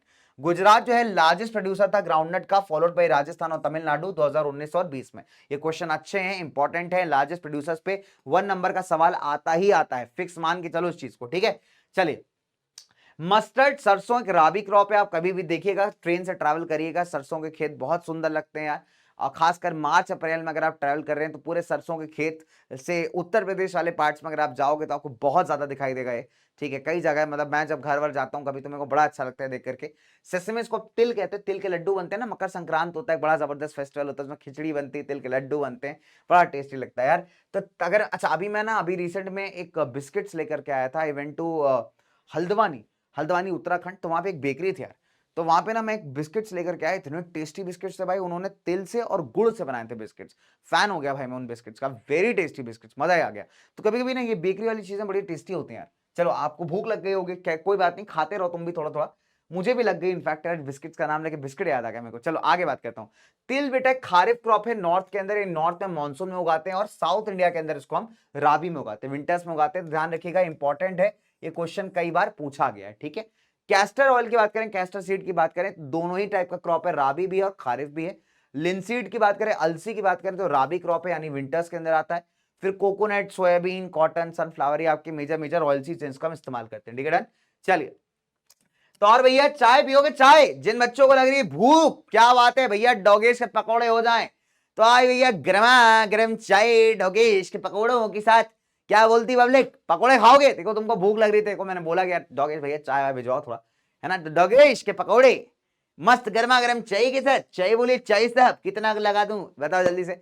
तो भैया भूख भूख लग रही है तो खा लो यार, पनीर पकौड़े हैं, आलू पकौड़े हैं, गर्मा गर्म चाय है, आप लीजिए एंजॉय करिए, ठीक है। चलिए, तो डोगेश के पकौड़ों के साथ जो है आइए चाय की दास्तान सुनते हैं, चाय जो है भारत में कैसे है। अच्छा, बड़ा इंटरेस्टिंग इतिहास है चाय का। एक्चुअली क्या है कि बहुत बहुत पुराना इतिहास है कि एक चाइनीज एम्परर हुआ करते थे, चाइना में एक राजा हुआ करते थे। तो एक बार जो है बढ़िया गर्म पानी कर रहे थे, अब गर्म पानी में पता नहीं कहाँ से जो है एक पत्ता आके गिरा, 2-3 पत्ते ऐसे गिर गए और पत्तों ने क्या किया, पानी का फ्लेवर ही चेंज कर दिया पूरा। और जब पानी का फ्लेवर चेंज हुआ, जब राजा साहब ने पानी पिया तो उन्होंने कहा बहुत बढ़िया गजब चीज है यार, ये तो मजा आ गया, रानी साहिबा और बनाइए। तो बहुत सिंपल सी बात है, वहां से आप देखोगे तो चाय का जो क्रेविंग है ना, लत जो आप कह सकते हैं, वो थोड़ा थोड़ा राजा को लगनी स्टार्ट हो गई। तो चाइना से आप कह सकते हो चाय बड़ी पॉपुलर हुई। अच्छा, अब ये नालायक लोग जब ब्रिटिशर आए, अब ब्रिटिशर भी चाय पीते थे, बढ़िया बढ़िया चाय पीते थे ना। तो अगर आप देखोगे तो इन्होंने आप मतलब कई बार आप देखेंगे तो ओपियम बेच करके, अफीम बेच करके चाइना को वहां से चाय खरीदना स्टार्ट कर दिया। अब ये जो चाय की टपरियां थी, आप देखोगे चाय का जो मतलब स्टेशन पे, रेलवे स्टेशन वगैरह पे चाय की दुकानें खोलनी स्टार्ट कर दी ब्रिटिशर्स ने। इनफैक्ट देखोगे कई बार लोग फ्री फंड में भी चाय पिलाया करते थे। तो चाय की लत ये भारतीयों को लगा के भाग गए। अब आप देखो इंडिया में जो है इतनी ज्यादा चाय पी जाती है, इसका कोई हिसाब किताब नहीं। अलग अलग लेवल की चाय, लोगों ने चाय के अंदर एकदम नेक्स्ट लेवल का जहर मिला रखा है। चॉकलेट चाय बिक रही है यार, मैं तो देख के बेहोश हो गया एक बार, चॉकलेट चाय, मन तो किया, मतलब क्या बताऊं मैं फिर, ठीक है। चलो खैर, ऐसी चीजें होती रहती हैं। तो चाय भारत में एक इंपॉर्टेंट बेवरेज है, बेवरेज मतलब जिसको आप पी सकते हो, एक ऐसा क्रॉप है। इसको इंट्रोड्यूस करने वाले कौन थे? भारत के अंदर ब्रिटिशर्स थे। अब जो चाय का पौधा होता है ना बेटा, ये ट्रॉपिकल इलाकों में, सब ट्रॉपिकल इलाकों में काफी अच्छा ग्रो करता है। अगर आप देखेंगे इंडिया में मैक्सिमम चाय की खेती आपको भारत के थोड़ा बंगाल, थोड़ा सा इधर साइड पे, आसाम आसाम साइड पे ज्यादा मिलेगी, ठीक है ना। इसको एक प्रॉपर वेल ड्रेन्ड सॉइल चाहिए, बढ़िया मॉइस्ट सॉइल होनी चाहिए, ऑर्गेनिक मैटर यानी ह्यूमस काफी होना चाहिए इसके अंदर, डार्क मैटर जो होता है ना आपका, ऑर्गेनिक मैटर, वो काफी होना चाहिए। जो चाय की बुशेज होती हैं, इनके प्लांट बड़े बड़े पेड़ नहीं होते चाय के, चाय कैसे झाड़ियां होती हैं, बुशेज होती हैं। तो चाय की झाड़ियों को वार्म क्लाइमेट चाहिए, थोड़ा गरम गरम सा क्लाइमेट, मॉइस्ट होना चाहिए, है ना, थोड़ी नमी होनी चाहिए, फ्रॉस्ट फ्री होना चाहिए। फ्रॉस्ट क्या होता है बेटा, आप कभी देखो विंटर्स के टाइम पे कहते हैं ना कई बार पेड़ों में पाला पड़ गया। पाला पड़ना क्या होता है, कभी आप देखोगे पेड़ों के ऊपर व्हाइट व्हाइट सा जम जाता है ना, तो उसको हम फ्रॉस्ट कहते हैं। तो वैसा नहीं होना चाहिए, वार्म एंड मॉइस्ट क्लाइमेट होगा तो बढ़िया रहेगा। थ्रू आउट द ईयर इनको ऐसा ही क्लाइमेट चाहिए, ठीक है। तो चाय आपकी बढ़िया ग्रो करेगी। डन। चलिए, अगर आप देखेंगे टी एक लेबर इंटेंसिव इंडस्ट्री, ये इंपॉर्टेंट है। अगर आपने देखा होगा कई बार बॉलीवुड की मूवीज में एक आंटी जी दिखाई होती है, वो आंटी जी बढ़िया सी गाना गाती है, जो है ओ मेरे कोरो होए होए ऐसा करके गाना गाते हो, क्या कर रही होती है भाई कि चाय के बागान से वैसे पत्तियां तोड़ करके पीछे बैग में डाल रही होती है ना। तो लेबर इंटेंसिव यानी लेबर काफी चाहिए होता है। Major tea producing states Assam hills और दार्जिलिंग हो गया, जलपाईगुड़ी का इलाका हो गया आपका, वेस्ट बंगाल हो गया, तमिलनाडु हो गया, केरला हो गया। भारत जो था 2018 के अंदर चाइना के बाद लार्जेस्ट प्रोड्यूसर था, सेकंड लार्जेस्ट था after China in production of T. Done बच्चों। चलिए, अच्छा, हिमाचल, उत्तराखंड, मेघालय, आंध्रा वगैरह में भी आप देखोगे तो आजकल चाय का प्रोडक्शन किया जाता है, ठीक है। डन। चलिए, अब आती है बात कॉफी की। देखिए कॉफी मेरी फेवरेट, आप सारे बच्चे जानते हो। कॉफी की अगर हम बात करें तो इंट्रोड्यूस्ड है ना, कॉफी की अगर हम बात करें तो इंट्रोड्यूस्ड बाय बाबा बूदान।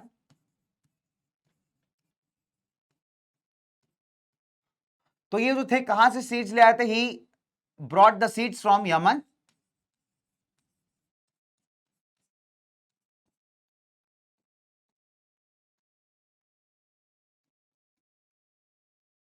ठीक है, अगर आप देखोगे तो यमन से भैया सीड चुरा के ले आए थे, एक लेबर थे एक तरीके से, ठीक है। अगर आप देखोगे कि आज भी जो कॉफी प्रोडक्शन है ना, वो भाई नीलगिरी की पहाड़ियों के आसपास ही लिमिटेड है ना। कॉफी प्रोडक्शन में ताऊ के घर के पास है, कुणाल के ताऊ, आप याद कर लीजिए, कुणाल के ताऊ। कुणाल के ताऊ मतलब कॉफी प्रोडक्शन कहां तक लिमिटेड है, केरला, कर्नाटका और तमिलनाडु में, ठीक है। कर्नाटका, केरला और तमिलनाडु। डन। कर्नाटका, केरला और तमिलनाडु, बात समझ में आई। चलिए, तो आज भी आप देखोगे कॉफी प्रोडक्शन जो है मेरे ताऊ के घर के पास यही ज्यादा फेमस है, यानी कुणाल के ताऊ। कुणाल के ताऊ मतलब कर्नाटक, केरल और तमिलनाडु, ठीक है। तो यहां पे आप देखेंगे कॉफी प्रोडक्शन जो है काफी ज्यादा मतलब लिमिटेड है, यहीं तक अभी भी सिकुड़ा हुआ। तो कॉफी का भी ऐसा ही यार, कॉफी में अगर आप देखोगे तो कॉफी का ना ऐसा थोड़ा लाइट पर्पलिश सा ऐसा मतलब डॉट गोला गोला टाइप का फ्रूट होता है। तो उसको प्रॉपर तरीके से रोस्ट किया जाता है कॉफी बीन्स को, फिर उसके बाद कॉफी पैकेजिंग वगैरह होती है, ठीक है। तो लंबा प्रोसेस है। कॉफी इंडिया में दो तरीके की आपको ज्यादा मिलेगी, अराबिका मिलेगी, रोबस्टा मिलेगी। तो अराबिका वैरायटी वो होती है, इसकी स्मेल बहुत अच्छी उड़ती है, आपने देखा होगा ना कॉफी बहुत अच्छी स्मेल करती है जो, वो अराबिका वैरायटी है। तो भारत के साउथ इंडिया में अगर आप जाएंगे, साउथ इंडियन स्टेट्स में कॉफी का बहुत ज्यादा क्रेज है, उधर फिल्टर कॉफी बड़ी फेमस है। तो आपको जो है कॉफी वहां पे काफी ज्यादा मिलेगी बच्चों। तो ये दो तीन चीजें हैं, ठीक है। तो कॉफी और टी दोनों ही इंपॉर्टेंट हमारे बेवरेज क्रॉप्स हैं, ठीक है। डन। चलिए, अब बात करते हैं हॉर्टिकल्चर। देखिए हॉर्टिकल्चर का मतलब होता है फल और सब्जियां। तो अगर आप देखेंगे तो 2018 में भारत सेकेंड लार्जेस्ट प्रोड्यूसर था फल और सब्जियों का वर्ल्ड में, चाइना के बाद। इंडिया अगर आप देखोगे तो सब तरीके के फल फूल उगाता है अपन, ट्रॉपिकल फ्रूट्स, टेम्परेट फ्रूट्स, यानी हर तरीके के पेड़ पौधे, मतलब फल फूल जो है, सब्जियां वगैरह हम लोग उगाते हैं, ठीक है। आप खुद ही देखोगे मार्केट के अंदर कितना ज्यादा सब्जियां मिलती हैं, चाहे टमाटर, आलू, बैंगन, है ना, वो आपका शिमला मिर्च, अदरक, लहसुन, सब तरीके की सब्जियां आपको भारत में मिल जाएंगी, है ना। तो अगर आप देखोगे कि हमारे देश में क्या क्या फेमस है, महाराष्ट्र, आंध्रा, तेलंगाना, यूपी के और बंगाल के मैंगोज बड़े फेमस है। कई बार ऑरेंजेस फेमस है। नागपुर आप कभी जाइए तो नागपुर में सुना है मैंने ऑरेंज की बर्फी मिलती है, बहुत टेस्टी, ठीक है। तो कभी अगर कोई जाएगा या मैं जाऊंगा तो जरूर खा के आना, ठीक है। तो ऑरेंज मिलते हैं नागपुर में, चेरापूंजी मेघालय के अंदर, ये भी बड़े फेमस है यहाँ के संतरे। बनाना केरला, मिजोरम, महाराष्ट्र, तमिलनाडु जाइए, यहाँ के केले बड़े फेमस है। लीची एंड गावा उत्तर प्रदेश का और बिहार का बड़ा फेमस है यार, ठीक है। पाइनएप्पल, मेघालय के पाइनएप्पल्स बड़े फेमस से टेस्टी हैं। आंध्र प्रदेश, तेलंगाना, महाराष्ट्र जाइए, यहाँ पे ग्रेप्स, अंगूर की खेती होती है। आप देखोगे महाराष्ट्र में वाइन बनती है, नासिक के पास वो सुला का एक ब्रांड है, तो उसका मतलब जबरदस्त वाइन यार्ड है, लोग वहां घूमने भी जाते हैं, वाइन वगैरह बनाई जाती है ग्रेप से। और अगर आप कश्मीर वश्मीर, हिमाचल जाएं तो यहाँ थोड़े अमीर टाइप के फ्रूट्स मिलेंगे, एप्पल हो गया, पियर्स हो गया, नाशपाती वगैरह हो गया, आपका एप्रिकॉट्स हो गए, वॉलनट, इसको आप अखरोट कहते हैं। तो जम्मू कश्मीर, हिमाचल में आपको थोड़ा अमीर टाइप के फ्रूट ज्यादा मिलेंगे, ठीक है। डन। चलिए, बात समझ में आई मोटा मोटा यहां तक। चलो, अब हम लोग बात करते हैं हमारे कुछ नॉन फूड क्रॉप्स की, ठीक है। नॉन फूड क्रॉप्स अगर मैं आपको बात करूं तो नंबर 1 हमारे पास जैसे रबर आ जाता है, और रबर के अलावा अगर आप देखोगे तो रबर के अलावा यहाँ पे हमारे कुछ फाइबर क्रॉप्स आ जाते हैं, ठीक है। अब इनमें से अगर आप देखोगे तो फाइबर क्रॉप्स की मैं बात करूं आपसे तो कॉटन आ जाता है ना, जूट आ जाता है, हेम्प आ जाता है। हेम्प भी एक तरीके का पौधा होता है ना, उससे रस्सी वगैरह बनती है कई बार, ठीक है, बैग्स वगैरह बनते हैं। जूट हो गया, हेम्प हो गया, ये सारे तो बेटा आपको पेड़ पौधों में मिलेंगे, ठीक है। और एक ऐसा है जिसको आप सिल्क फाइबर कहते हैं, ये आपको पेड़ों में नहीं मिलता, ये जो सिल्क वॉर्म कीड़ा होता है ना जनरली वहां से इसको एक्सट्रैक्ट किया जाता है। ठीक है, डन। चलिए now let's talk about further, आगे बात करते हैं दोस्तों, लेट्स टॉक अबाउट फर्दर, आगे बात करेंगे हम लोग यहाँ पे। नाउ रबर की बात करेंगे, बेसिक सा चार्ट है जो आपको पूरे सारे नॉन फूड क्रॉप्स एक बार पढ़ा देगा। ठीक है, बेसिक से चार्ट है कि इक्वेटोरियल क्रॉप, इक्वेटोरियल मतलब इक्वेटर वाले रीजन के आसपास पाया जाता है, तो भारत के साउथ इंडिया में आपको ज्यादा देखने को मिलेगा। मॉइस्ट और ह्यूमिड क्लाइमेट चाहिए, साथ ही साथ रेनफॉल आपको 200 सेंटीमीटर से ज्यादा चाहिए, 25 डिग्री सेल्सियस का टेम्परेचर होना चाहिए। अगर आप भारत के नीचे के इलाकों में जाओगे, साउथ इंडिया में अगर आप जाओगे केरला उसके आसपास के इलाकों में, तो देखो बहुत सिंपल है कि एक तो इक्वेटर से पास है तो धूप भी है, प्लस कोस्टल एरियाज है, समुद्र है आसपास तो बारिश भी काफी है, तो परफेक्ट इलाके हैं। Important industrial raw material industry में कई सारा सामान बनता है इससे, आप देखोगे तो। ठीक है, कहां ग्रो किया जाता है? केरला के अंदर, तमिलनाडु, कर्नाटक, अंडमान निकोबार, गारो हिल्स हो गया मेघालय के, तो ये मेजर इलाके हैं जहां पे आपको रबर प्रोडक्शन मिलेगा। ठीक है, फाइबर की हमने बात देखी, cotton, jute, hemp, natural silk, major fibre crops हैं, जिसमें कॉटन, जूट और हेम को तो आप मिट्टी में उगाते हो, लेकिन सिल्क को हम लोग सिल्क वॉर्म से एक्सट्रैक्ट करते हैं ना। कि क्या होता है, जो सिल्क वॉर्म होता है मलबेरी पत्ता होता है ना, उस पर खाता है, खाने के बाद अपने ऊपर एक कवरिंग बना लेता है, कोकून बना लेता है, फिर इस कोकून को निकालते हैं हम लोग, पानी में बॉईल करते हैं, फिर से रेशा निकलता है, फाइबर निकलता है, उससे फिर आप आगे सिल्क बनाते हो। तो इस पूरे प्रोसेस को अपन सेरीकल्चर कहते हैं। क्या बोलते हैं इसको हम लोग बच्चों? सेरीकल्चर। ठीक है, आगे बात करते हैं ना, कॉटन क्या है? कॉटन एक खारिफ क्रॉप है, इसको हाई टेम्परेचर चाहिए, हल्की रेनफॉल चाहिए, 210 फ्रॉस्ट फ्री डेज चाहिए, जहां पे आपको 210 दिख जाए समझ जाइए कॉटन की बात की जा रही, और ब्राइट सनशाइन चाहिए अपने ग्रोथ के लिए। ठीक है, डन। कॉटन जो है बेटा आपका अच्छा ग्रो करता है ब्लैक कॉटन सॉइल में, जैसे खासकर आप देखोगे जो डेक्कन प्लेट्यू का आपका इलाका है वहां पे कॉटन का प्रोडक्शन काफी ज्यादा है। ठीक है, मेजर स्टेट्स की बात करें, महाराष्ट्र, गुजरात, मध्य प्रदेश, कर्नाटक, आंध्रा, तेलंगाना, है ना, तमिलनाडु, पंजाब वगैरह में भी थोड़ा ग्रो किया जाता है। तो आप बेसिक बेसिक 2-3 स्टेट्स याद रख लेंगे, आपका काम बन जाएगा। ठीक है, डन। चलिए नाउ, जूट को हम लोग कई बार गोल्डन फाइबर भी कहते हैं, बिकॉज जूट का इस्तेमाल काफी ज्यादा होता है इंडस्ट्रीज वगैरह के अंदर। ठीक है, अच्छा जूट कहां ग्रो करता है? खासकर फर्टाइल सॉइल्स में, ऐसे इलाकों में जहां बाढ़ काफी आती है, बिकॉज बाढ़ का पानी भी इसके डेवलपमेंट के लिए बड़ा इंपॉर्टेंट है।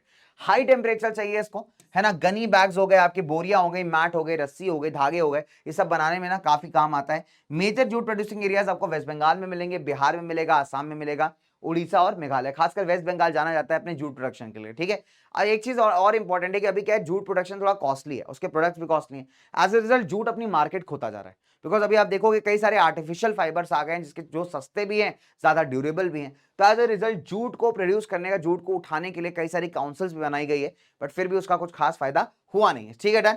चलिए, तो डॉगेश कह रहा है कि आज मेरा बर्थडे नहीं है ब्रो, फिर भी गिफ्ट दे दे, हुई हुई हुई। तो कितना नालायक आदमी, तुम देख सकते हो इस आदमी का बर्थडे कुछ नहीं था, मैंने पहले ही बताया तुमको इस आदमी का बर्थडे नहीं है। ठीक है, फिर भी आदमी जो है तुमसे जबरदस्ती यहाँ पे गिफ्ट वगैरह मांग रहा है, बहुत नालायक आदमी है। ठीक है, चलिए आइए आगे बात करते हैं, लेट्स मूव फर्दर। ठीक है, अब देखो फटाफट से स्टार्ट करते हैं, हमारा बड़ा इंपॉर्टेंट टॉपिक है और लास्ट चैप्टर का लास्ट फेज भी है, that is technological institutional reforms.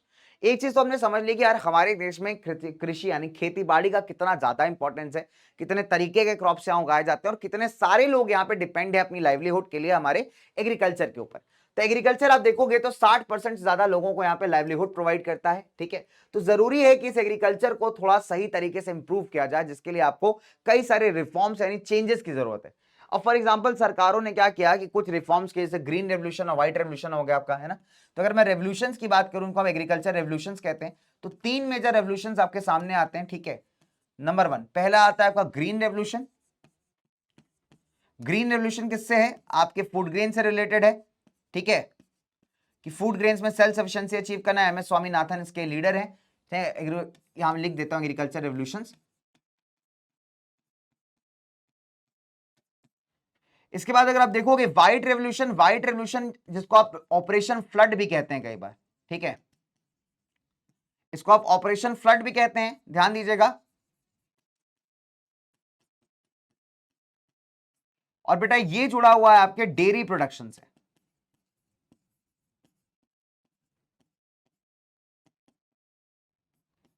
ठीक है, ये जुड़ा डेयरी प्रोडक्शन। और तीसरा इंपॉर्टेंट है दैट इज ब्लू रेवोल्यूशन।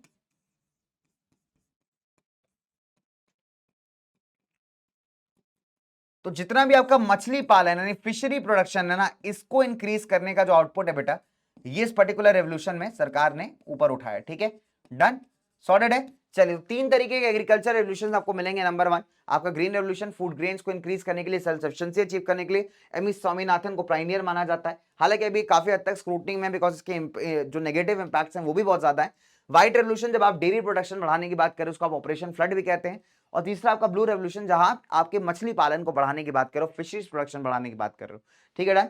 चलिए आगे बात करूं तो यहां पे सरकार ने कई सारे ऐसे कदम उठाए थे, खासकर इंडिपेंडेंस के बाद। सवाल उठता है कि सरकार ने किसको प्रायोरिटी दिया। ठीक है, नंबर 1 पहला है collectivisation consolidation of land holdings. अब देखिए पहले क्या था कि देखो सरकार को एक बात समझ में आएगी, जो छोटी छोटी जमीनें वो प्रोडक्टिव बिल्कुल नहीं होंगी, तो एक काम करना बहुत जरूरी है कि इन छोटी छोटी जमीनों को पहले तो कलेक्ट करना पड़ेगा, और कलेक्ट करने के बाद ना इनको जोड़ करके एक बड़ी जमीन बनानी पड़ेगी, और फार्मर्स को कहना पड़ेगा कि आप इस पे खेती बाड़ी करिए, और जो भी प्रॉफिट होगा उसको फिर फार्मर्स में डिवाइड कर दिया जाए। देखो छोटी छोटी जमीनें ना आपस में एकदम इंडिविजुअली प्रोडक्टिव नहीं है, तो पहले तो ऐसी जमीनों को कलेक्ट करना, इनको जोड़ करके एक बड़ी जमीन बनाना, एक बड़ा एरिया क्रिएट करना है ना, और उस पे फार्मर्स को फार्मिंग करने के लिए मोटिवेट करना है, उनको हेल्प आउट करना, जिससे वो ज्यादा बेहतर अभी आउटपुट अचीव कर पाए। ठीक है डन।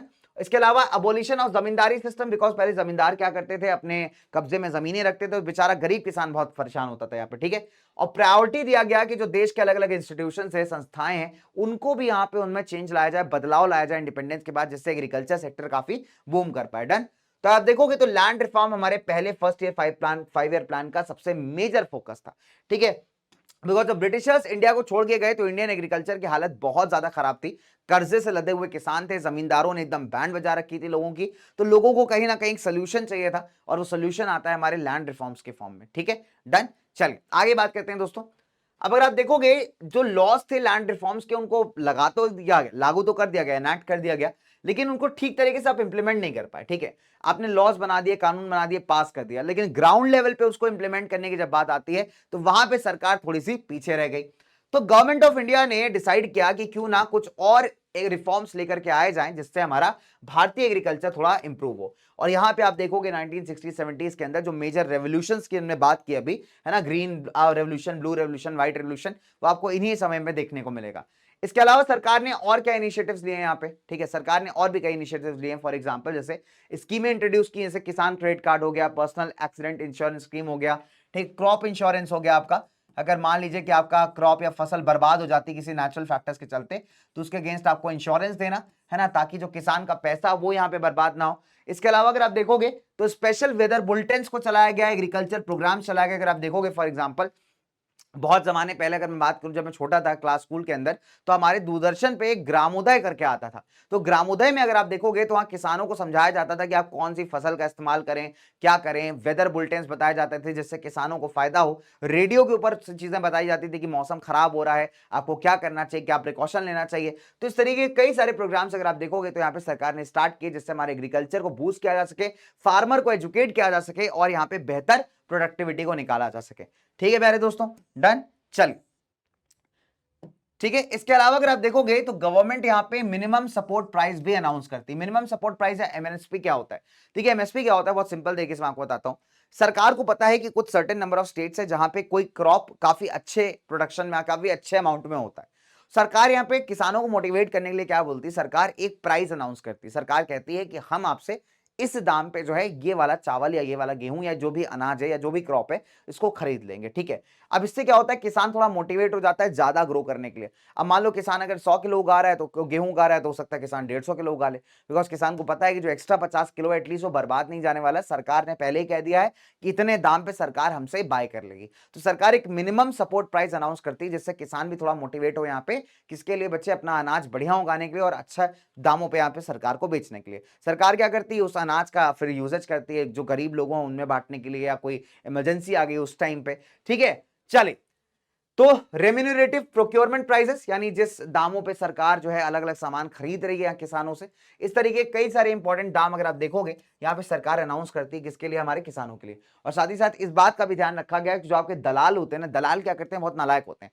दलाल क्या करते हैं, ये लोग मिडिल मैन जिसको आप कहते हो, ये क्या करते थे, किसानों से एकदम सस्ते दामों पे सामान को बाय करके मार्केट में जाके महंगे दामों पे बेचना। किसान को क्या कर रहा है, एक बायर चाहिए अपने सामान को बेचने के लिए, तो ये क्या कर रहे हैं, किसान को एश्योरेंस दे रहे हैं कि भैया हम आपका सारा सामान खरीद लेंगे, लेकिन कैसे, सस्ते दामों पे। और सस्ते में खरीद करके, मान लो 6 रुपए किलो के हिसाब से खरीद करके इन्होंने मार्केट में बेच दिया 10 रुपए किलो के हिसाब से, तो इनका तो अच्छा खासा फायदा हो गया, है ना। तो ऐसे दलालों पे नजर रखना, मिडिलमैन पे नजर रखना, ये भी सरकार का वन ऑफ द पॉलिसी था। ठीक है डन। चलिए अब अगर आप देखोगे तो आपका चैप्टर टॉपिक यहाँ खत्म होता है बच्चे, बड़े इंपॉर्टेंट फैक्टर्स दैट इज ये एक बड़ा जबरदस्त केस स्टडी है आपका भूधन ग्रामदान मूवमेंट का, और ये कई बार आता है। तो देखिए भूधन ग्रामदान बहुत सिंपल है कि महात्मा गांधी के जो फॉलोअर थे एक बड़े जबरदस्त उनके, इनका नाम था विनोबा भावे। तो जब गांधी जी चले गए तो विनोबा भावे ने इंडिविजुअल तौर पर सत्याग्रह को आगे बढ़ाना स्टार्ट किया। अब बात है यार, ये गांव में बैठे हुए गांधी जी वगैरह की बातें कर रहे थे और भी बातें कर रहे थे, तो यहाँ पे क्या होता है कि एक किसान आता है जिसके पास जमीन नहीं है और उठ के आके कहता है कि भैया अगर आप कुछ करना ही चाहते हैं तो हमें एक काम करिए कि आप जमीन गिफ्ट कर दीजिए, सरकार को कहिए कि हमें जमीन देते हैं, ठीक है। अब विनोबा भावे जी शौक हो जाते हैं, कहते हैं यार एकदम से मैं कैसे कह दूं, तो उसको कहते हैं कि भैया ठीक है, हम दिलवाने की बात करेंगे, आपको सरकार को बोलेंगे तो आपको जमीन दे। तभी जो है एक आदमी उठता है, खड़ा होता है और 80 एकड़ जमीन को डोनेट कर देता है 80 ऐसे परिवारों में जिनके पास जमीनें नहीं थी। इसको कहते हैं भूदान। भू का मतलब होता है जमीन, दान मतलब किसी को डोनेट करना, तो उसको कहते हैं भूदान। अब यहां से जो मूवमेंट स्टार्ट होता है ना, कई सारे गांव में फैलता जाता है। एज अ रिजल्ट आप देखोगे कई सारे गांव के जो पुराने जमींदार थे या और भी लोग थे, वो लोग जमीनें दान करते हैं, कई लोग गांव दान करते हैं, तो उसको आप कहते हैं भूदान और ग्रामदान, जिसको कई बार ब्लडलेस रेवोल्यूशन कहा जाता है, क्रांति कहा जाता है। क्रांति इसलिए बिकॉज बहुत सारे ऐसे जो लैंडलेस किसान थे, इनके पास जमीनें नहीं थी ना बेटा, उनके पास कहीं ना कहीं जमीन आती है। तो that is a great work in itself. इस पे कई बार आप देखोगे तो केस स्टडी आता है, ठीक है। चलिए, कि महात्मा गांधी ने यही सेम कहानी कि declared Vinoba Bhave as a spiritual hair. तो जो ग्राम स्वराज के कंसेप्ट है इसको लेकर के काफी आगे जा रहे हैं। तो एक बार पोचमपल्ली में आंध्र प्रदेश में स्पीच दे रहे होते थे, लोगों से बात कर रहे होते थे, तब कुछ पुअर लैंडलेस आते हैं और इनसे कहते हैं भैया हमको जमीन दे दो ताकि हमारा घर बार थोड़ा ठीक हो जाए, है ना। फिर ये कहते हैं कि हम गवर्नमेंट ऑफ इंडिया से बात करेंगे। तभी जो है श्री रामचंद्र रेड्डी वो इंसान है जो उठ करके 80 एकड़ जमीन को डोनेट कर देते हैं, तो इसको कहा गया था भूदान। फिर वही जो है आप देखोगे मूवमेंट आगे बढ़ता जाता है और कई बार लोगों को जमीन मिलती है, कई बार लोग कुछ लोग जो है गांव के गांव डोनेट कर देते हैं। तो इसी मूवमेंट को अपन कहते हैं भूदान ग्रामदान, ठीक है। और इसको कई बार कहा जाता है ब्लडलेस रेवोल्यूशन, ठीक है दोस्तों, डन। चलिए, अच्छा, तो ये कहानी हो गई। अब इससे क्वेश्चन जो है ना दो तरीके के आते हैं। इससे क्वेश्चन ये बन सकता है कि what is known as bloodless revolution, पहला क्वेश्चन।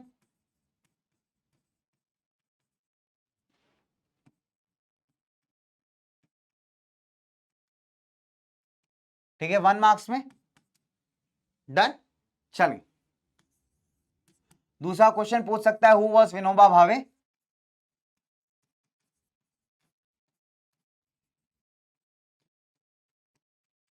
अगेन, और तीसरा था पूछेगा कि what was the objective of Bhoodan ग्रामदान,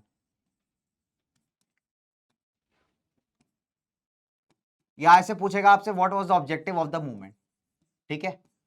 तो आपको इसमें भूधन ग्रामदान के बारे में बताना है, डन। तो 2 नंबर का क्वेश्चन आपका हो गया, तो 4 नंबर का केस स्टडी आपका यहाँ पे पूरा सॉर्टेड, ठीक है। चलिए, अब बेटा कुछ टॉपिक्स ऐसे हैं जो इस बार कंप्लीटली सीबीएसई ने डिलीट कर दिए हैं, ठीक है। फिर भी कुछ ऐसे बच्चे होंगे जिनके यहाँ वो आ रहा होगा, तो एक क्विक रिकॉल करेंगे 2 से 3 मिनट के अंदर ऐसे टॉपिक्स का, ठीक है। नंबर 1, जैसे for example impact of contribution of agriculture. अगर आप एग्रीकल्चर का नीचा देखोगे तो यहाँ पे जीडीपी कंट्रीब्यूशन के मामले में बहुत कम है और एम्प्लॉयमेंट बहुत ज्यादा है, यानी ज्यादा लोग यहाँ काम करते हैं बट इनका जीडीपी कंट्रीब्यूशन बहुत कम है, ठीक है। जीडीपी कंट्रीब्यूशन अगर आप देखोगे 1951 से काफी डिक्लाइन कर रहा है। इनफैक्ट 2010-11 में 52% जो टोटल पॉपुलेशन थी भारत की वो एग्रीकल्चर में काम तो कर रही थी, लेकिन जीडीपी कंट्रीब्यूशन की बात करें तो वो इतना ज्यादा नहीं था, ठीक है। और ये अपने आप में एक बड़ा कंसर्निंग मैटर है कि जो डिक्लाइन हो रहा है ना एग्रीकल्चर का जीडीपी के अंदर, ये बहुत बुरा है। जीडीपी के अंदर डिक्लाइन का मतलब है कि एग्रीकल्चर प्रोडक्शन नहीं हो रहा, और एग्रीकल्चर में अगर प्रोडक्शन नहीं होगा तो डेफिनेट सी बात है आपके पास खाने के लिए भी आगे कुछ बचेगा नहीं, तो फूड सिक्योरिटी एक मेजर कंसर्न बन जाएगा, ठीक है, डन। अब अगर आप देखोगे कि सरकार ने क्या एफर्ट लिए हैं अभी इस मामले को एड्रेस करने के लिए, सरकार ने अपने आईसीआर बनाया, Indian council of agriculture research. कई सारी एग्रीकल्चर यूनिवर्सिटीज बनाई गई जहां पे लोग पढ़ें, साइंटिफिक तरीके से एग्रीकल्चर करना सीखें, ठीक है। वेटनरी सर्विसेज यानी जानवरों के अगर आप देखोगे बीमारियों को सॉल्व करने के लिए कुछ उनके हेल्थ सेंटर्स बनाना, एनिमल ब्रीडिंग सेंटर्स बनाना जहां पे जानवरों की पॉपुलेशन वगैरह बढ़ाई जा सके, है ना। हॉर्टिकल्चर डेवलपमेंट यानी फ्रूट्स एंड वेजिटेबल्स को अलग तरीके से ग्रो करने का लिए प्रमोट करना, रिसर्च एंड डेवलपमेंट करना यहाँ पे फील्ड ऑफ मेट्रोलॉजी यानी वेदर बुलेटिन्स, वेदर का प्रिडिक्शन करना जिससे फार्मर्स यहाँ पे पहले ही से वॉर्न हो जाए अगर कुछ खराब होने वाला है वेदर वगैरह। और रूरल इंफ्रास्ट्रक्चर को इंप्रूव करना यानी गांव में सड़कें वगैरह बनवाना जिससे प्रॉपर्ली फार्मर कनेक्ट हो पाए मार्केट से या फिर फैक्ट्रीज वगैरह से, ठीक है, डन। अगर आप देखोगे तो हमारे किसानों को क्या प्रॉब्लम्स फेस करनी पड़ी हैं खासकर ग्लोबलाइजेशन के बाद से। अगर आप देखोगे तो किसानों को नंबर 1 इंटरनेशनल एग्रीकल्चर से कॉम्पीट करना बहुत महंगा है। अगर आप यूएस वगैरह हम देखोगे ना, तो यूएस में मात्र 10% ही लोग ऐसे, 100 में से 10 लोग ऐसे होंगे जो किसान होंगे। और एज अ रिजल्ट आप देखोगे कि जो किसान वाला सेक्टर है ना एग्रीकल्चर, उसमें नंबर ऑफ पीपल ही बहुत कम है। तो वहां की सरकार ना बहुत बहुत ज्यादा बेनिफिट देती है वहां पे किसानों को, बहुत सपोर्ट देती है। तो एज अ रिजल्ट किसानों का जो प्रोडक्शन कॉस्ट है इतना सस्ता है कि वो मार्केट में ना बहुत सस्ते दामों पे सामान बेचते हैं। तो एज अ रिजल्ट उनसे कॉम्पीट कर पाना हमारे फार्मर्स के लिए बहुत मुश्किल है। फिर आप देखोगे कई आप कुछ टाइम से जो सरकार है ना वो एग्रीकल्चर के अंदर थोड़ा कम इन्वेस्ट करी, पब्लिक इन्वेस्टमेंट, ठीक है। फॉर एग्जांपल आपका जो इरिगेशन हो गया, रोड्स बनाना हो गया, मार्केट बनाना हो गया, इन सब चीजों में सरकार का इन्वेस्टमेंट थोड़ा रिड्यूस हुआ है। फिर अगर आप देखोगे तो सब्सिडी सरकार देती थी पहले फर्टिलाइजर पे। सब्सिडी मतलब कि मान लीजिए एक फर्टिलाइजर का पैकेट 1500 रुपए का, ठीक है। अब किसान तो इतना महंगा अफोर्ड नहीं कर सकता। सरकार क्या करती है कि सरकार ने कहा कि 1200 रुपए हम देंगे, तो एज ए रिजल्ट किसान को पैकेट कितने का पड़ेगा, मात्र 300 रुपए का। तो जो 1200 रुपए सरकार पे कर रही है ना किसान के बिहाफ पे, ये उसकी सब्सिडी। तो कुछ आइटम्स ऐसे होते हैं जो लोगों को कम दामों पर मिलने चाहिए, तो सरकार क्या करती है, आधा प्राइस उस आइटम का पे कर देती है, तो जिससे कंज्यूमर को आइटम बहुत सस्ता हो जाता है। तो ये जो प्राइस सरकार पे करती है उसको सब्सिडी कहते हैं। अभी आप देखोगे तो फर्टिलाइजर पे लगातार ना सब्सिडी डिक्रीज होती जा रही है। तो इससे क्या हो रहा है, जो कॉस्ट ऑफ प्रोडक्शन है वो बढ़ रहा है फार्मर का, ठीक है। अब अगर आप देखोगे कई बार जो बाहर से सामान इंपोर्ट किया जाता है ना उस पर टैक्स कम कर दिया। तो अगर बाहर से सामान इंपोर्ट वाले पे टैक्स आप कम कर दोगे तो डेफिनेट सी बात है सामान सस्ता हो जाएगा। और मान लीजिए लोकली बनाया गया सामान अगर महंगा हुआ तो आदमी क्यों खरीदेगा। तो यहां पे अगर आप देख सकते हो एग्रीकल्चर को एक बड़ा नुकसान है, ठीक है। चलिए 1990 के बाद फार्मर्स ने कुछ नए चैलेंजेस फेस किए। आप देखो याद होगा आपको 1990 में ग्लोबलाइजेशन पॉलिसी आ गई थी, ठीक है। अब हमारे एग्रीकल्चर प्रोडक्ट्स की बात की जाए तो अभी इंटरनेशनल लेवल पे नहीं पहुंचे, यानी डेवलप्ड कंट्रीज जो आपके एग्रीकल्चर प्रोडक्ट्स बना रहे हैं उनकी क्वालिटी को अभी भी हम मैच नहीं कर पाए हैं, ठीक है। रीजन इज मैंने आपको बताया कि वहां की कंट्रीज में वहां की सरकारें बहुत ज्यादा मदद करती हैं, ठीक है। हाईली सब्सिडाइज एग्रीकल्चर है, यानी आधे ज्यादा पेमेंट तो सरकार ही कर देती है। तो एज ए रिजल्ट जो कॉस्ट ऑफ प्रोडक्शन और किसान को बहुत कम पड़ता है, तो बढ़िया तरीके से कॉम्पीट कर पाता है, जो हमारे देश के अंदर नहीं है, ठीक है। क्या इंप्रूव किया जा सकता है, देखोगे ग्रीन रेवोल्यूशन को अभी स्कैनर के अंदर ले लिया गया, बिकॉज ग्रीन रेवोल्यूशन के इन्वायरमेंटल इंपैक्ट्स काफी ज्यादा नेगेटिव आए हैं। ऑर्गेनिक फार्मिंग एक बहुत अच्छा ऑल्टरनेटिव है जहां आप कम केमिकल्स का इस्तेमाल करके फार्मिंग कर रहे हो। आपको नंबर 1 अगर भारत की बात करें तो भारत अभी क्या है, अनाज काफी उगाता है। तो आपको अनाज से थोड़ा सा आप चेंज करके ना ऐसे क्रॉप्स पे ध्यान देना चाहिए जिनका मार्केट में अच्छा दाम मिलता है, ठीक है। अगर आपके पास एक्स्ट्रा पैसे होंगे तो आप अनाज इंपोर्ट भी कर सकते हो, कोई दिक्कत नहीं। फ्रूट्स हो गए, मेडिसिनल हर्ब हो गए, फ्लावर हो गए, बायोडीजल जिससे बनता है, जेट्रोफा जो वगैरह हो गया, ठीक है, जोजोबा वगैरह ब्यूटी प्रोडक्ट्स में यूज होता है। तो इनको ना इरिगेशन कंपैरेटिवली कम चाहिए राइस या शुगर केन के मुकाबले।